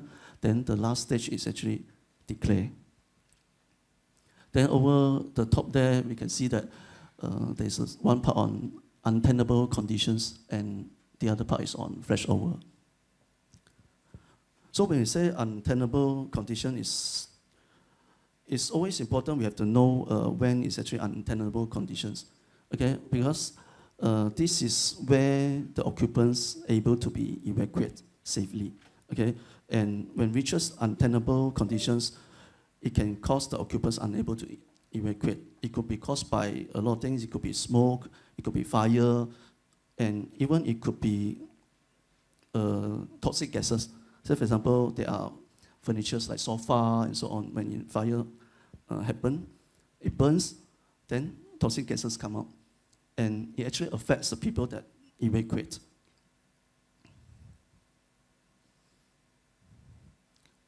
Then of course, flashover. Flashover is a very regular terms that we all know that every combustible materials within the enclosed area itself will ignite themselves.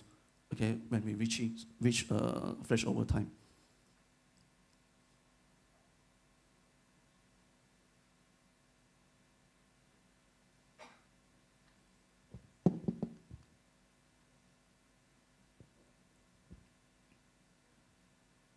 Okay, this is a little bit zooming on the stage 1.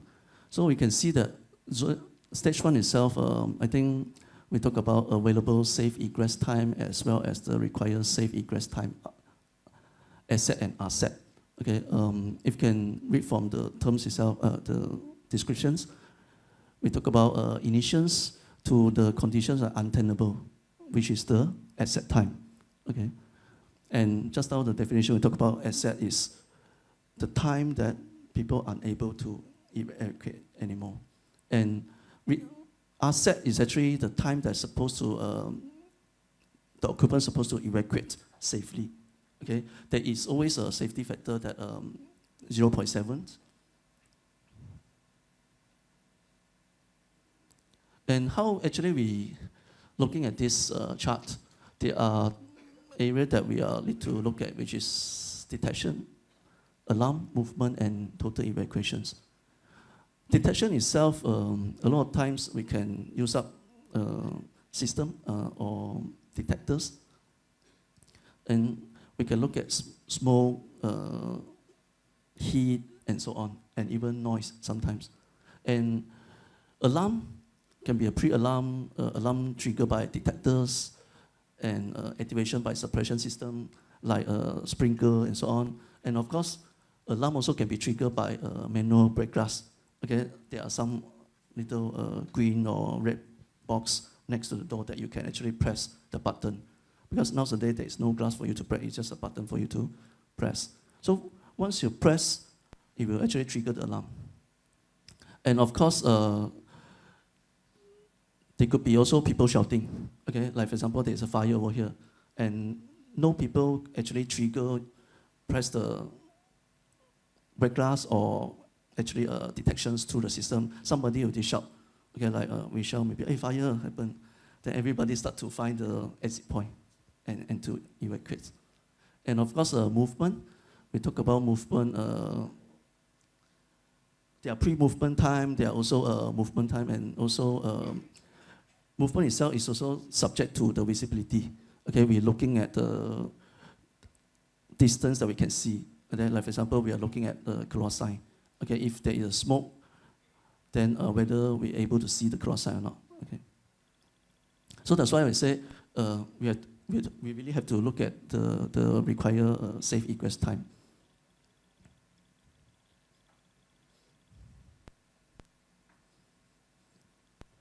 Okay, I think this one, I can skip this one.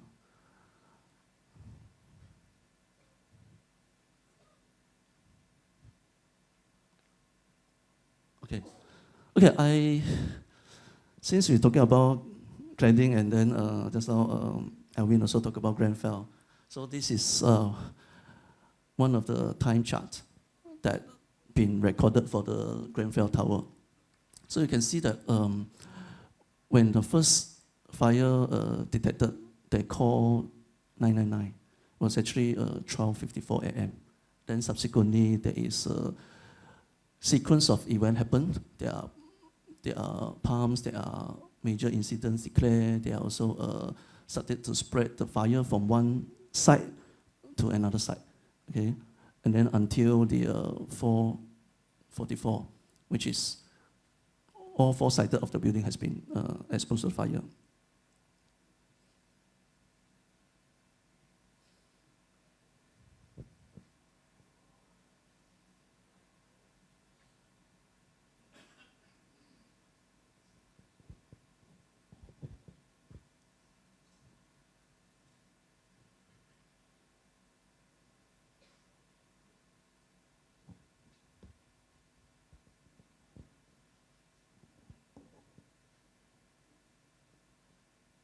Okay, look at this floor plan and also the elevation itself. This is what I mentioned that the fire actually started at this level, spread to the subsequent area, and even towards the 4 different sides of it.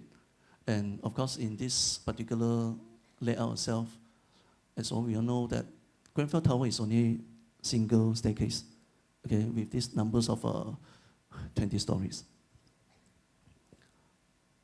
And how effective is actually this staircase? Of course, you can see that, oh, it's very near to the staircase.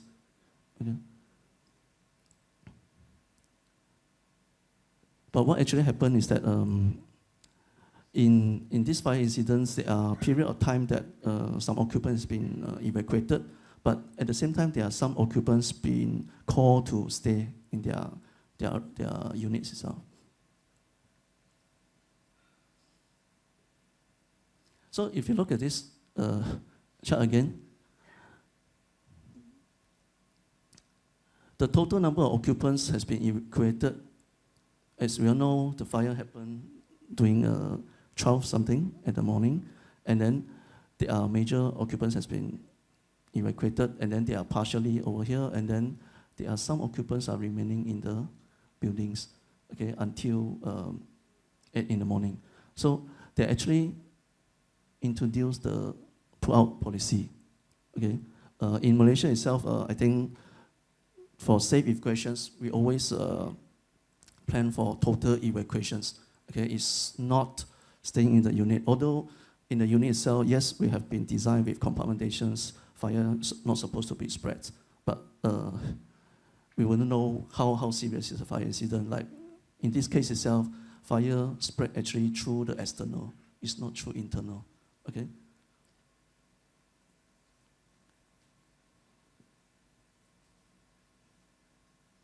Okay, this is another timing. Okay. A little bit of suggestions from the experts. Okay, we try to see what actually we can do for Grenfell Tower. First, of course, non-combustible material for the cladding.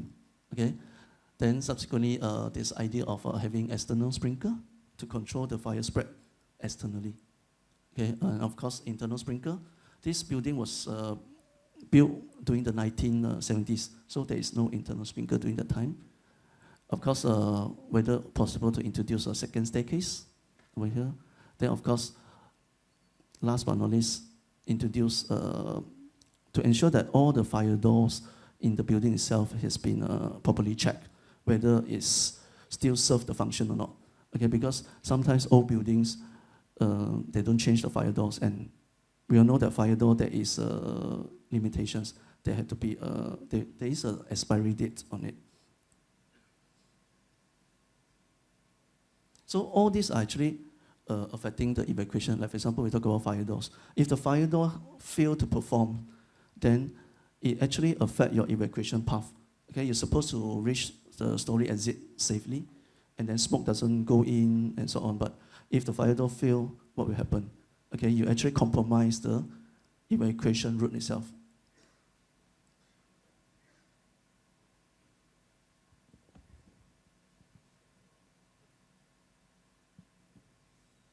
Okay, in the amendment of bylaw itself, there are a few other clauses or bylaw, like fire doors, fire exit single staircase, of course hospital, the new one, and travel distance, occupant load, capacity exit, alarm and extinguishment system are related to the evacuations.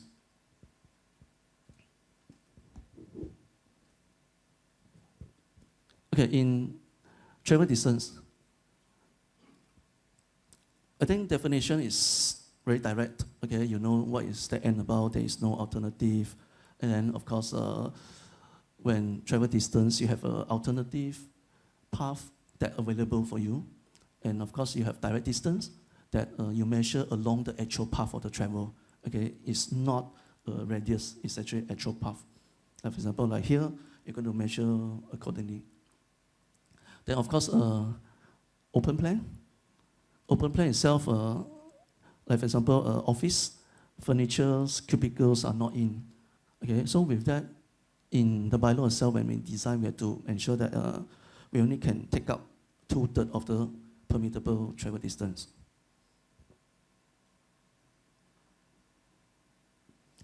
First, we look at purpose group.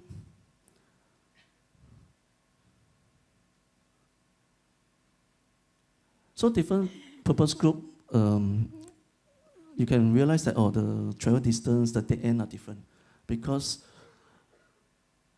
some may require more stringent. Okay, like for example, hospital and schools and hazarded factory and so on.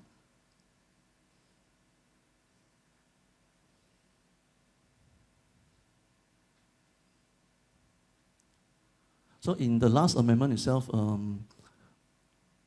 for the particular other residentials, added in apartments, other service apartments, there's a change of sprinkler travel distance from 75 to 60.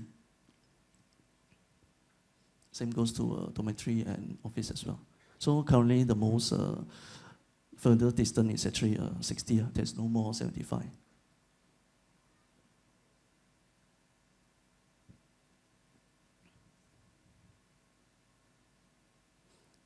Okay, this one I think you can read.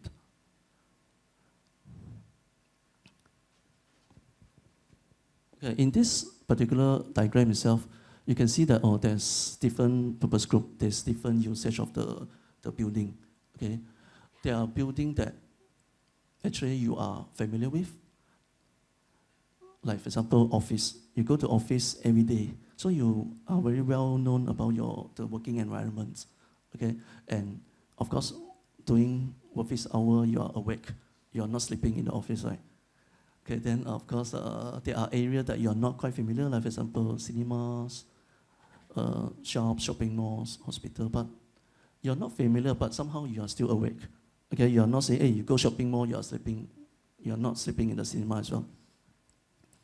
And then, of course, there are areas that private house, condominium, residentials, okay, hotels, all these you are asleep. Okay, when you say asleep, it could be a long-term, short-term, or it could even medical in the hospital. And it also break into two, whether you're familiar because you own the house, you stay over there, and then this is a temporary. So these are unfamiliar, but you're asleep. So you can see the color itself. Then of course, I put in a little bit on travel distance. You can see that, in the bylaw itself, travel distance will be longer. Permittable travel distance will be longer if you go towards the upper of the graph itself.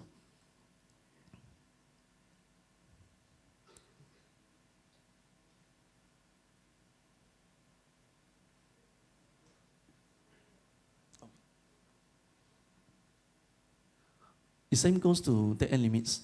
Okay, you can see that 10 over here, and then to the top, it could be 20, 15, or even 10. Okay, this is an example. We are looking at office. We have the end of 15. We have a travel distance of 45 and 60. Okay, depending on sprinkler and non-sprinkler. Same goes to hotel. You can see hotel, which is asleep and not so familiar. The travel distance dropped down a bit, okay? And same goes to the hotel. It dropped down compared to office itself.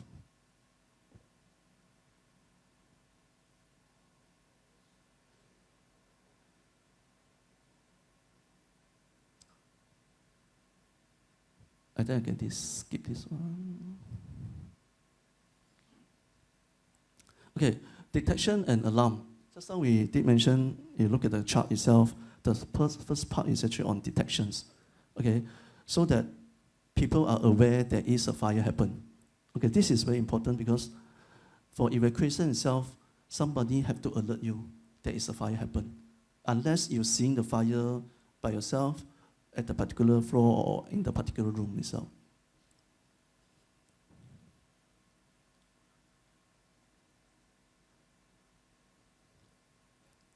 So as I mentioned earlier, there are manual and also auto detections. Okay, sometimes it could be manual, sometimes it could be automatic, more effective. It depends on the purpose group itself. Like for example, in a shopping mall itself, shopping mall is very huge. And even in a shopping mall itself, detections may require two knot, what we call as not a single knot. Like for example, manual break glass. Okay, one break glass doesn't trigger the alarm.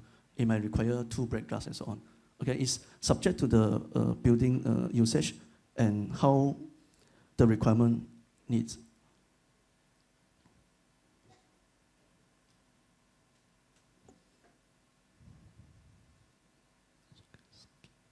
Okay, another one is actually on public address system. Okay, when fire detected, and of course the alarm has been triggered, some buildings that actually have public address system. Okay, they will tell people that, oh, there is an incident of fire happened, okay, at which zone, which particular area, so that people are aware of it. Okay, and people can start to evacuate and reduce the evacuation time. A lot of this you can find in the public building, like for example, in schools, in shopping malls, and so on. So they're actually incorporated or integrated in their existing PA system. So they will inform people to evacuate accordingly and where actually the fire happened. Like for example, a shopping mall of 5 stories, and the fire happened at in between the floor and so on, then how they're going to evacuate? The public address system sometimes can be assisted. Okay, they can assist the people inside the building, telling, oh, this particular floor to be evacuated first and subsequently and so on. Of course, how to decide? A lot of time, evacuation can be decided in the immediate floor. Like for example, if fire happened at the floor, the immediate floor that above and below have to be evacuated first. Of course, the floor itself that having fire also have to evacuate. Subsequently, we'll go to other floors. And this one I can skip. Okay, in terms of detection itself, there are heat detectors, there are smoke detectors. Of course, we know that there are different locations we use different type of detectors. And all these detectors, a lot of time depending on the sensitivity itself. Okay, of course, there are particular standards or requirements that specify or say, this area have to use a smoke detector and the other area have to use heat detector.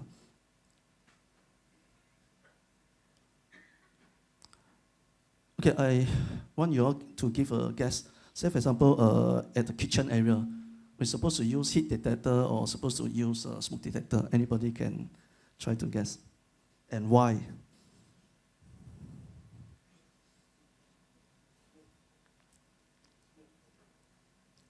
Kitchen smoke detector.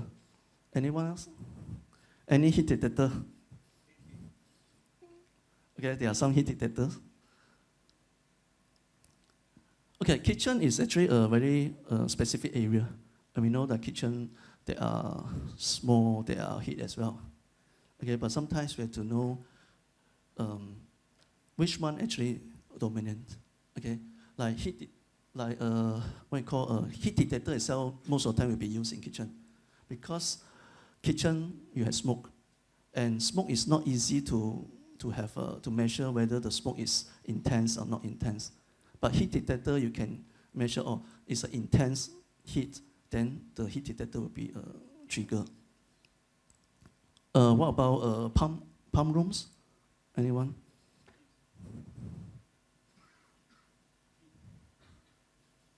Heat. Smoke.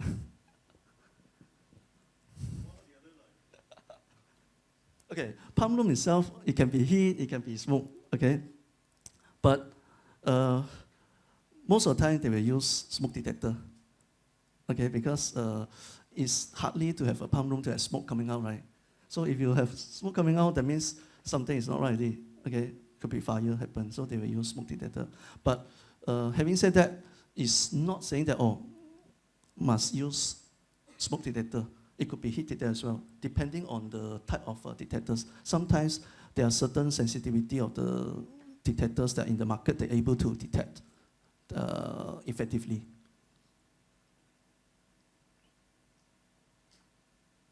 Then this one I can skip. Okay, looking down here, over here, this is one of the fire alarm system. Okay, it comes with sound, and it comes with flashlight. Okay, I think there are some buildings have started to use this because it actually helped to assist people. People were able to see it when there is see the flashlight from far.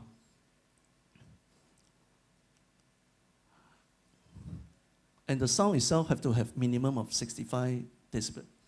Okay, that's 5 dB. And if in the event installed at the area that people sleeping in the bedrooms, then have to reach 75 to awake the people. There are some other time, okay. There are also many different types of detectors. You have monotones, you have two tones, all these. There are certain functions. It actually help to alert people, okay? Sometimes two tones can make people more pay attention to it, okay? Because the tones that come in and out like that, okay? I think all this I can keep. Okay. Placement. Okay, we place break glass over here, we place a fire alarm, then we have to see how far the sound actually can travel.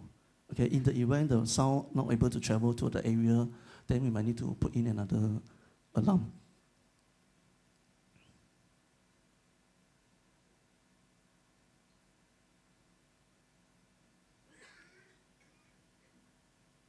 Okay, this one is the same.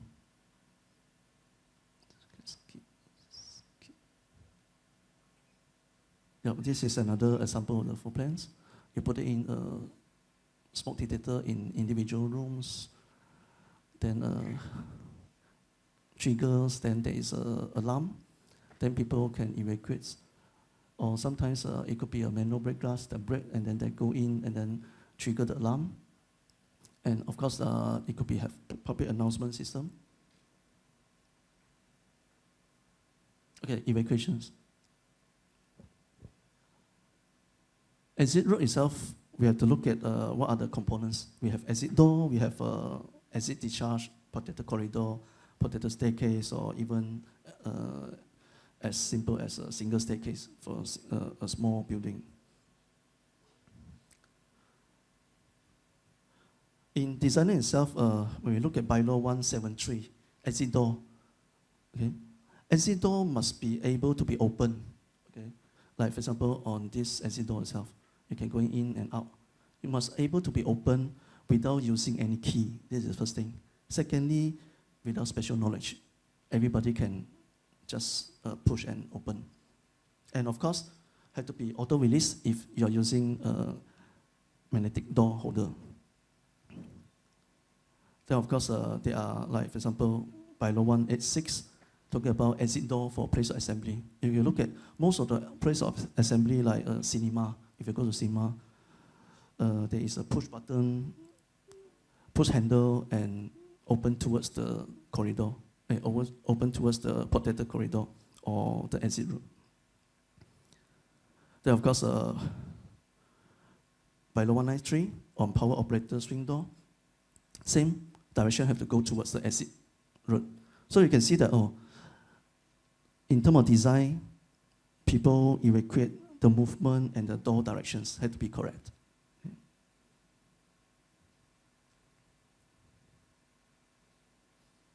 I think this one I can skip. I think you know not all fire door is for the use of exit door. Okay.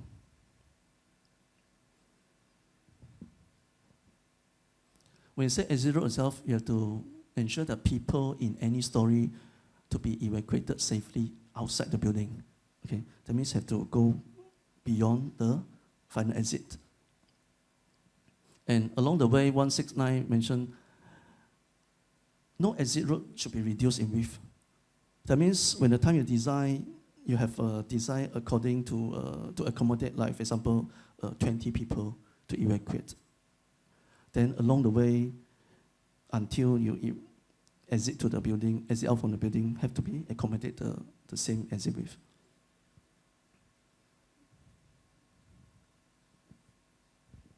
Then of course there are some of the area, like for example, bylaw 157, talking about staircase, you shouldn't have any pipe conveying gas or oil or any ventilation ducts that go into the staircase. Okay. Then of course 189, on certain building enclosure and the lane itself, fire-resistant material. Of course, sometimes it's specifically mentioned on certain building, but it's actually applied to all. Okay, we may say, fire-resistant material or non-combustible material and so on. Then of course, specifically for office, open corridor with an unenclosed staircase. A lot of time, sometimes we design with a open staircase, unenclosed staircase. So the staircase itself had to be extended, okay, extended to 2 times of the landing width, okay, and of course with 1 meter return along the frontage. That means if this is the door that go behind is actually an open staircase, you have to ensure that there is a 1 meter at the frontage that is either solid wall and so on. Then of course, bylaw 190.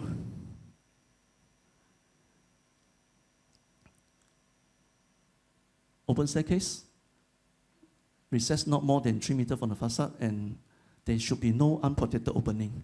Okay, a lot of time, yeah, people design an open staircase outside the building, and along the staircase, you can see that there are areas that are very close to windows on other floors, because staircase is going down. Okay, then window is actually unprotected opening. You are actually putting people in risk. People are using the staircase to evacuate, but if the fire happens, it's actually on that particular floor or that particular room, the window is actually able to break out because of fire, because of heat, temperature, and so on. And of course, it can be burned, okay, and spread to the staircase.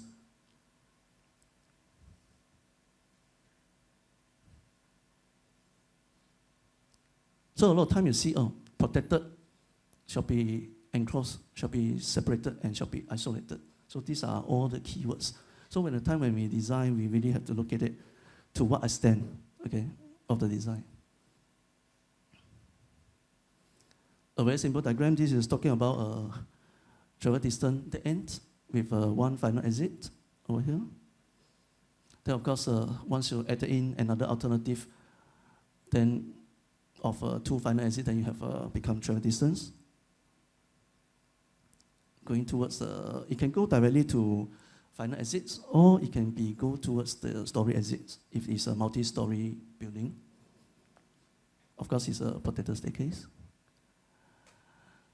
Then this is another diagram. You're going towards the two-story exits. You can see that there is, just now we talked about the end limit of 50 meters. We talk about travel distance 45, or if it's a sprinkler, will be 60 meters. And what happened? OP is an open plan. When we know this is an office and it's an open plan without furniture, then we have to reduce. Remember, we use the formula of 2/3. So travel distance 2/3 will become 30, and sprinkler will become 40.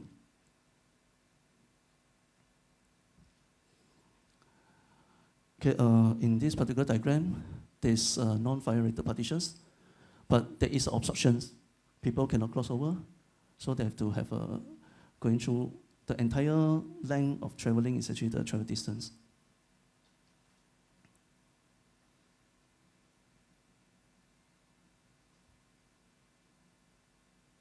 Okay, this diagram is very clear. The end over here, travel distance continue from inner towards the staircase. Okay, sorry, this is a protected area. So once you have compartmented over here, this is one compartment, this is one compartment, and this is a protected corridor. Travel distance count over here, and travel distance count over there. So this is a separate area, or separate counting in terms of the travel distance.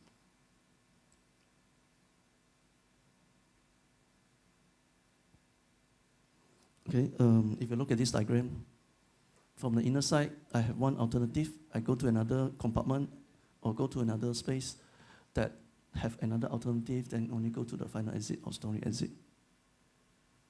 This is a no. Because what? Because you can see that there are alternative exit that is not genuine. Okay, you are leading people to another place that supposed to be exit or final exit, or supposed to be a story exit. And it leads to another compartment or another room. Same goes to this one.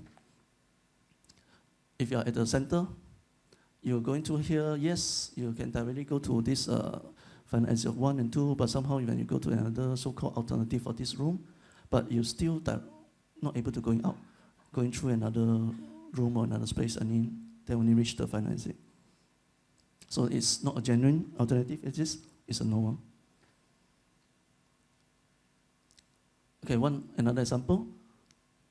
From the center compartment, you're going through to another room, then you directly exit. So these are the final exit or story exits.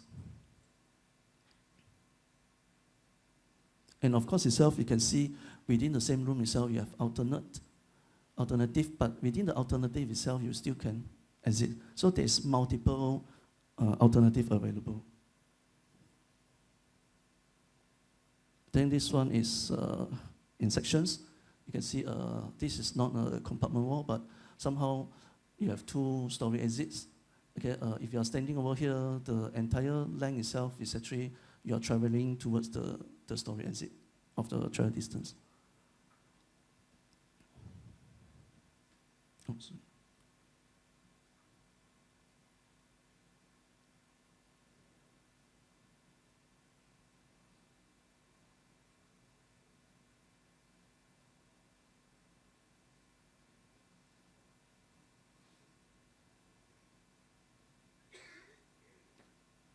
Okay, this diagram shows that in terms of calculating the travel distance itself, from this point going towards the steps that going down and exit.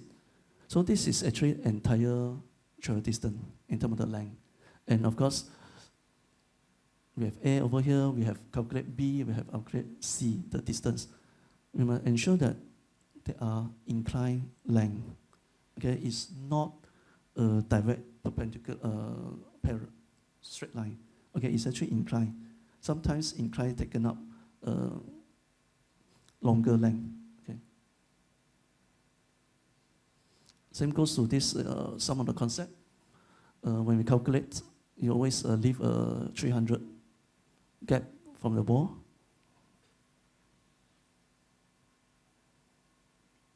Okay, this is a more specific one. In room number 1 itself, there is 6 people. Okay, and within the room, if it's not more than 9 meters, D is actually the permitted travel distance. Well, for room number 2, it's more than 7 people. Then the room itself had to be less than the permittable the end limits, and the travel distance will be calculated E together with F. And it should be not more than the permittable travel distance. And of course, that's how we say alternative. It's not that the door side by side is considered alternative. We have to have a clear 45 degree or more. Okay.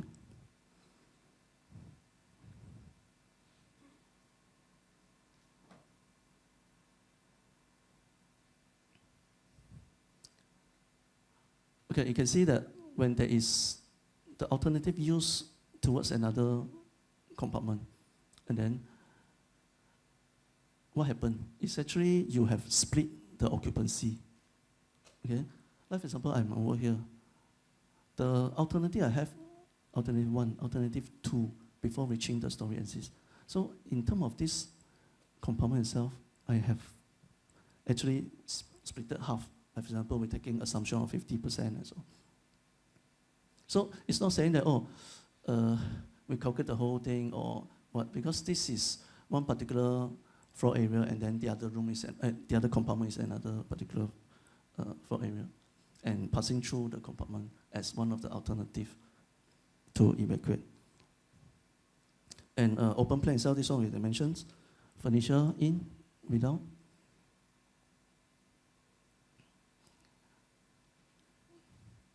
We can use the direct distance to measure, or we can actually follow the 2/3 of the open plan. Same goes for car parks. In terms of design, we can start with measuring whether in terms of permissible distance, then we can also measure the direct distance. Okay, this is one of the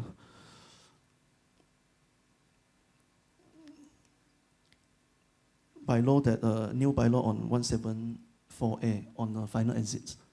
Okay, for this particular bylaw itself, it allows that a staircase from upper level to discharge to the ground floor and then only exit to the final exit. But there is a limitation of 50% maximum. Okay, you have to understand on that. And secondly, not exceeding 10 meters. Okay? And of course, there is another 10 meters. We're talking about 10 meters from the activities on the ground floor itself. Okay, we cannot say, hey, yes, we achieved the 10 meters from the staircase door towards the final exit on ground floor, but somehow there are plenty of activities that obstruct you. So that's why you need another 10 meters separations. May not be a physical separation, but the distance from the area that be used for some commercial activities.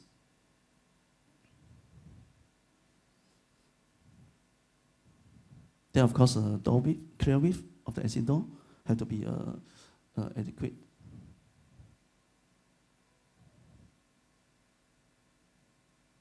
Okay, this is the diagram itself. So the staircase coming down, yes, direct to final exit, the ground floor or designated exit floor towards the final exits. But somehow when sometimes when you're coming out from the final exit, there is something on top of it. Okay, it's not really what you call open to sky. Okay, we use the word open to sky. So what will happen? So when it's not open to sky, the corridor itself, this one is what something we call as a corridor, must not more than 5 meters within a building. Okay, which means that in the building itself, when you exit over here, it's supposed to be final exit, but somehow there are something on top. But this distance must not more than 5 meters. Okay, so the actual building, external building line is actually here, but the exit floor is actually over here. Sometimes a lot of design, you see that, oh, yes, I already come up with the final exit, but somehow you actually not really away from the building. Like for example, some designer may be very creative. Oh, yeah, final exit, I cannot comply with the travel distance. I push the final exit, go in a bit further, in and in and in. But somehow, it's still like in the building, or it's not fully open to sky. So is it really safe or not? Okay.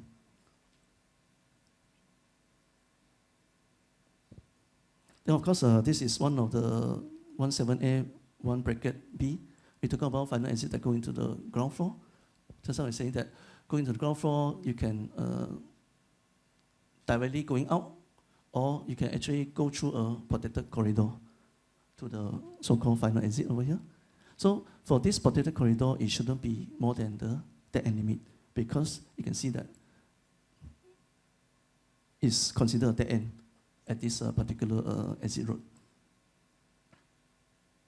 Then of course, if you have alternative,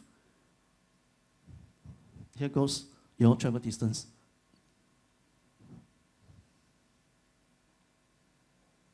Okay, this is the diagram just how I mentioned. We're talking about you're coming down and then you're still going through the ground floor area. You must have a 10-meter buffer from any commercial activities.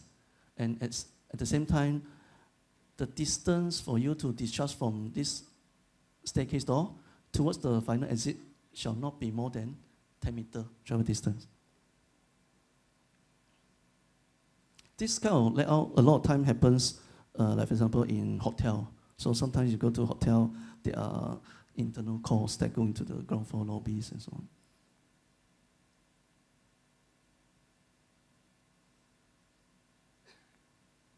Okay, single staircase. Okay, this one is very direct. I can skip on the text. Talking about single staircase, residential building no more than 12 meters. Then other buildings, any buildings, and not more than 2 story, and the height of the first floor should not be more than 6 meters from the ground floor. This example. Okay, this one can skip. Okay, yeah, this one capacitor exits, but I won't go through today because this is involving understanding of the table together with the calculations. As I mentioned earlier, I won't touch on the calculations.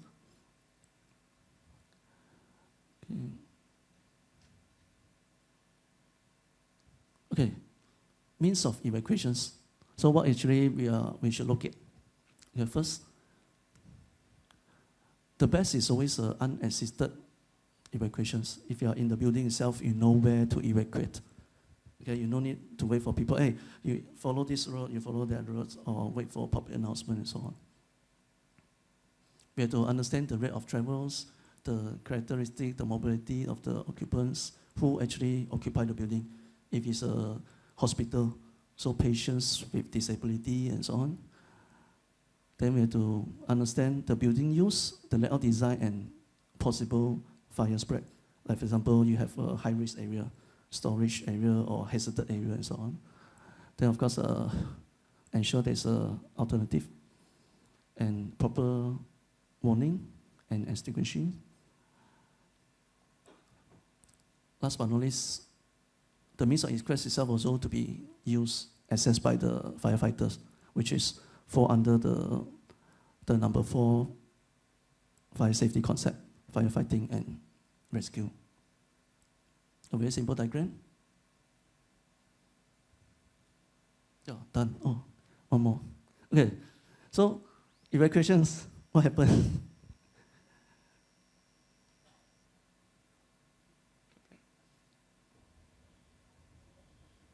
Okay, I'm standing, not me actually, somebody is actually there. So he heard the sound. See, you can hear also, right? The fire alarm sound. So nobody is evacuating. So everybody is waiting, listening. Is it a real alarm or is it alarm or what? Okay, somebody still chit-chatting. I hope the person's still around. Okay, so after a while, you start to, what happened? You have to understand people's behavior, how they evacuate. Then you start to look at, where is the exit sign? Then you started to felt not so right already. You started to look for exit sign. Okay, yes, I found the door that I'm going in. Oops, toilet. Yeah, I found the door. Storage exit door. So I opened the storage exit door. Oh, this is what? This is a open staircase. Then you can see that, there is a double landing size over here. 1 landing, 2 landing, double landing size. Then open staircase have sufficient ventilations. There won't be a smoke accumulation if there's a smoke that goes in. Then I started to run. You have appropriate railings. It's not slippery and so on. Then I see, floor below, second floor. Then going down again. I go, say, Bobby, I go and see the wall. The wall is surface brick.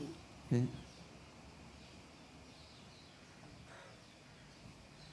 So you can see that there is 2-sided wall that actually protected the staircase. Okay. There is no possibility that the fire actually can spread towards the staircase. So you are in a way safe when you evacuate the staircase itself. I reached ground floor, then I evacuate from the ground floor to the, this is called the final exit.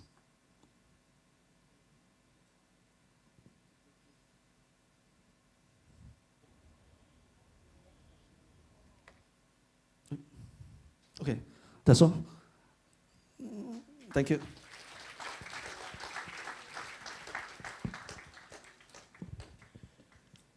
Okay, thank you, Architect Daniel Chu Heng Huat. Do you want to do a lawatan sambil belajar kind of thing to take all the PAM members for their evacuation plan at PAM? A lawatan or a rombongan, actually can consider in the future. It will be quite interesting to do that. So we're going to have a Q&A, but in the interest of time, I think we will just limit to 3 questions at the most. So can I please have you back on stage? Architect Daniel, can you please come back on stage? We'll just give 3 questions and then we will end the session. So who would like to begin the first one? Let's have 3 questions on the presentation that we just saw. And we'll take it from there.